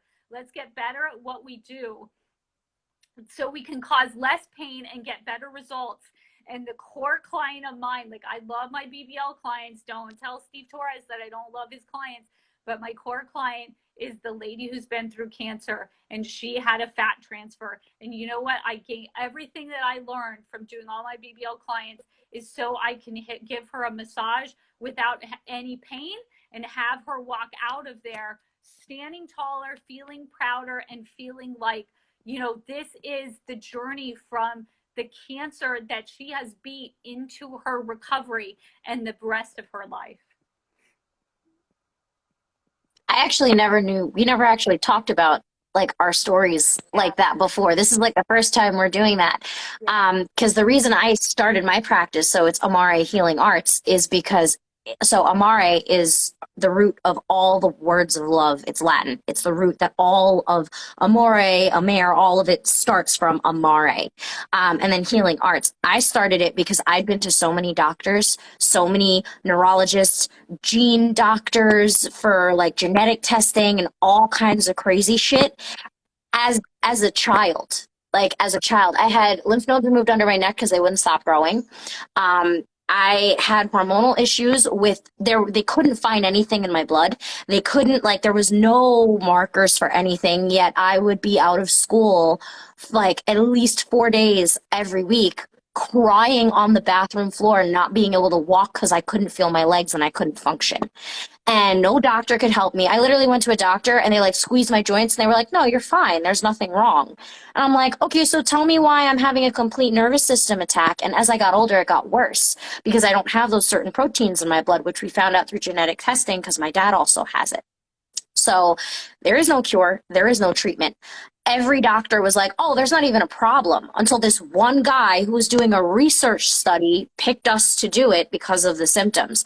And I mean, it's debilitating to the point where you are paralyzed. Your nervous system paralyzes you. It feels like someone pulled the plug on your body. Like, I remember I was standing in the kitchen and I couldn't hold a coffee cup. Like, I was holding it and then my wrist just gave out and it was all over the floor. And I just broke down crying because I was so helpless. I couldn't go to college because of school issues and all of that and medical issues and everything. There was no like path for me to take. There was nothing for me to do.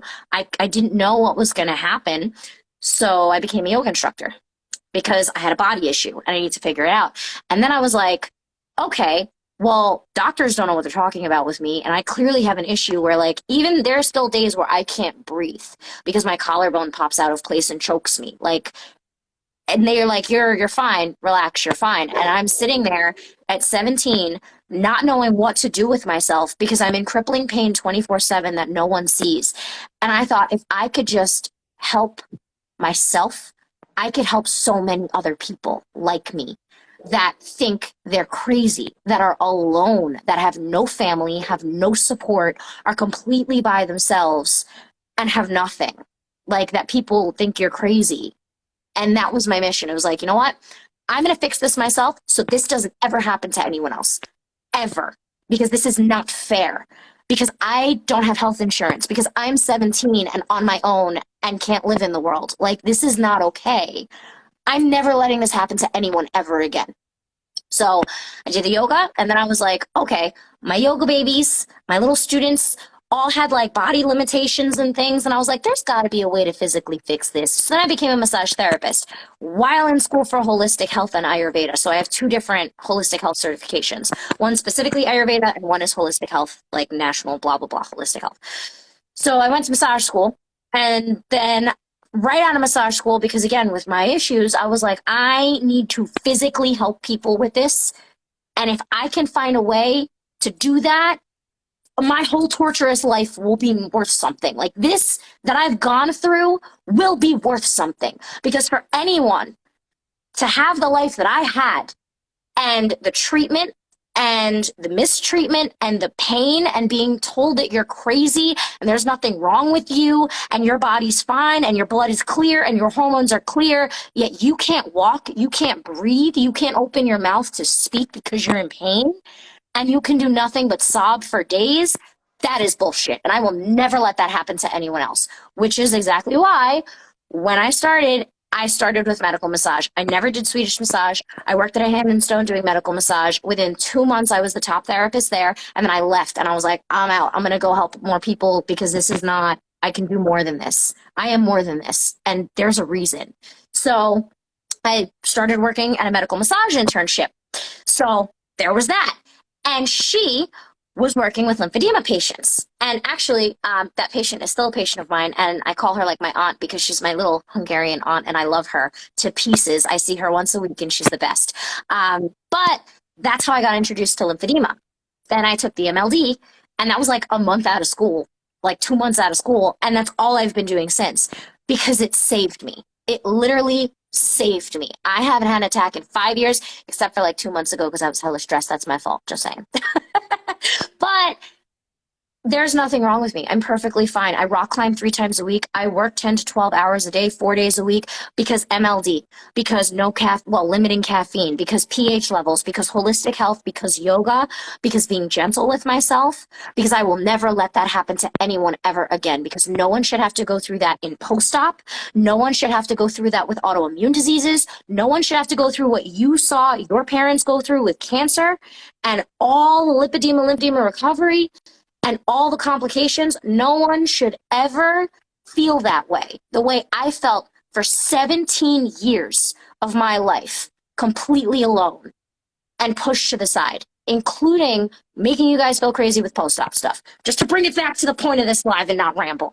But yeah, that's also why I'm so passionate about post-op, because I know how that feels. I still live with that every day, because when I had that attack, and Happy Alex, you guys know who Happy Alex is. Happy Alex, I called her and told her I can't come, like, you need to, like, no more clients for the rest of the day. I can't, I'm not okay. And she heard me crying. She was worried, because that's not me, ever. She was severely worried, and she was like, what is going on with you? I'm scared. This is not okay. Like, oh my God, because I live it so much and I manage it so well with MLD, with all this stuff, that I don't ever want anybody else to feel like that again. So I make sure I'm good so that I can teach my clients that, because I know what that feels like. And it's not fair for you guys to have to go through with an elective surgery that you're trying to better yourself with. That confusion, that pain, that loss of self, that is not necessary in your post-op care. And the point of me starting Amare was to show everyone in post-op care, medical massage, all of those debilitating conditions, IVF therapy, hormone therapy, trying to get pregnant and you can't, after pregnant and your body's all weird. You should never feel that feeling, ever, when it comes to taking care of yourself, because there is a better way, and we're going to find it no matter what it takes. That's the end of my story. Mic drop. Yeah, I mean, I love that, and I think it touches something very deep in somebody who has come to massage or come to the practice of medicine, however it is, the people who are listening, however you give the medicine to the people in your life. This is why we're both on fire, and I think to understand the backstory, you can see why we're so passionate. You can see why it's not about the dollar. It really is about the client. And you can see why sometimes we're a little bit, like I'm very, very strident about pain levels because I have cracked the code to reduce fibrosis. It took us 2 years with me and Sherry Scott, and we back and forth. She was my colleague and counterpart in North Carolina. And I said, look, I'm trying this. Like, let's try cupping. Like, what did you do with the cupping? And let's try these foams. She was a CLT as well. And I was like, we got, between the both of us, like, I really want to figure out how to reduce fibrosis on clients and it not be painful. And this is, I think it took us, like, I don't even know what time it is. It took us 8 million hours to get here. But like, that's the real, you peel back the onions. And I think that at the core of it all is love, a deep love for our clients, a deep love for this work, a deep passion for this work. And that's what puts all the certificates on the wall. That's what gives us this drive to share with all of you and to share this really strong message with every one of our counterparts that we can. That there is no like cookie cutter, it has to hurt massage solution for these clients who are in pain because they just had surgery. And that's why we're so on fire to spread this message And so everyone understands that there's more than one way out there. And if you're interested in helping clients without causing them pain, and helping clients after all different types of surgery, and in helping clients who have a cancer history, if you have the proper training, you know, that's why we want to stand as a resource for you. And when, you know, life gets you down and you just see all these, you know, yet another video and yet another comment of people saying like, oh my gosh, I fainted, or oh my gosh, it was so painful, I didn't want to go back. Just know that there's another way out there, less painful recovery for clients. And there's a team of therapists from across the country that are also working, you know, and we're working in our offices every day to bring these spectacular results to our clients. Yeah, and she says that, you know, we always know that there needs someone to be there for us. We need to remember we all need someone who can always be that someone for one who needs it. So yeah, we can definitely support one another. So did you have anything else you wanted to say before we close? I think just to wrap it up, I mean, because this is supposed to be like the dark side of post-op. Yeah. It's what you make it. It honestly is. Because in my world, like I said, there is no dark side. I mean, you guys come in, and this is the thing. Even if you are on your hardest day and you're frantic and you're free, I mean, Jocelyn is in here. Jocelyn can throw it in the comments of how many times she's called me freaking out, and I just like, calm her down, tell her to take a deep breath, and then we get to the medical shit, and we figure it out. And then she's okay. And that's like once a week. That was like our once a week virtual. That's what it started with. Yeah. And then the foams, and then the garment, and then the massages, and then all the other stuff. Post-op is what you decide it's going to be, not just what you make it. You can decide not to get those massages and just do MLD. You can decide to only do post-op massages or squeeze massage, which is you shouldn't be doing, but or that, and not do MLD, and vice versa, or do both. You decide if you want to deal with that pain or not. You decide if that pain is working for you or not. Because I know the same people in the comments that are saying, oh my God, it hurt so bad, and right after, but I was so small the next day though, and it was fine. It's if that works for you, cool. But you get to decide if it's going to be painful or not. You get to decide if your surgeon is worthy enough to work on you and to be hired by you.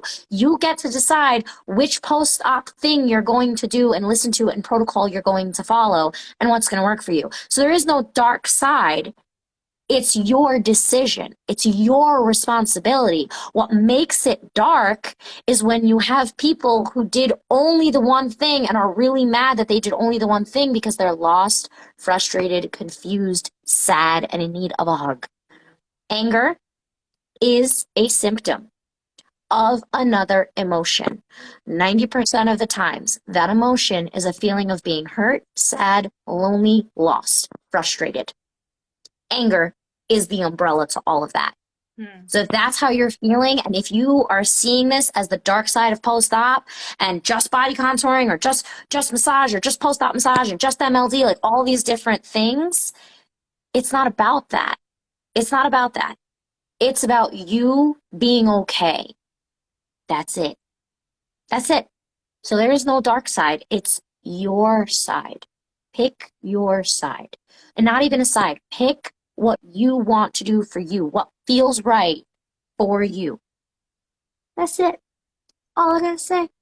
Yeah. Ashley with Amare. Yep. Choose yourself. Choose. That's the most important choice you can make, is to choose yourself. Yeah, use your own damn wish picks. Yeah. Like Jocelyn out here with that flex of her own wish picks. Yeah. Yeah. But plastic surgery is your own journey. And I went through it, and I'm still going through it. I'm in my first, 6 months post-op. And plastic surgery, my journey started when I chose myself. Yes! Well, right. I think that's it. We covered all the 4 pages of notes I have here. Always wonderful to spend time with you. Thank you so much. Yes, so much, always. And I have this recording. I will post it on our YouTube. I don't know that IGTV is going to let us post it because it's so long, but I will take clips, like snippets, and put them up. But it will go up on the Amare YouTube. It will also be on the Amare podcast. That's probably the best place to listen to this, because you're not going to see the comments all over my face and the scrolling back and forth. So if you guys don't know, Amare Healing Arts is the page. I'm tagged in the little flyer, so if you guys want to go follow that to rewatch this if you missed a bunch of stuff. The link to the YouTube is in our bio, along with our post-op shop to the foams that we were talking about, and all of the supplies and stuff, and the videos to the at-home care, and all the questions you guys had. All that is in the link in bio. This video will go up on Friday. You're welcome. You're welcome. You're welcome. I'm watching the thank yous. You're welcome. You're welcome. You're welcome. We love you guys. We love your support. We love that you listen to us just like talk about all this stuff and nerd out, because Kathleen and I have had so many phone calls like this by ourselves already. It's so nice to do it with other people who understand. But yeah, that's it. Check us out.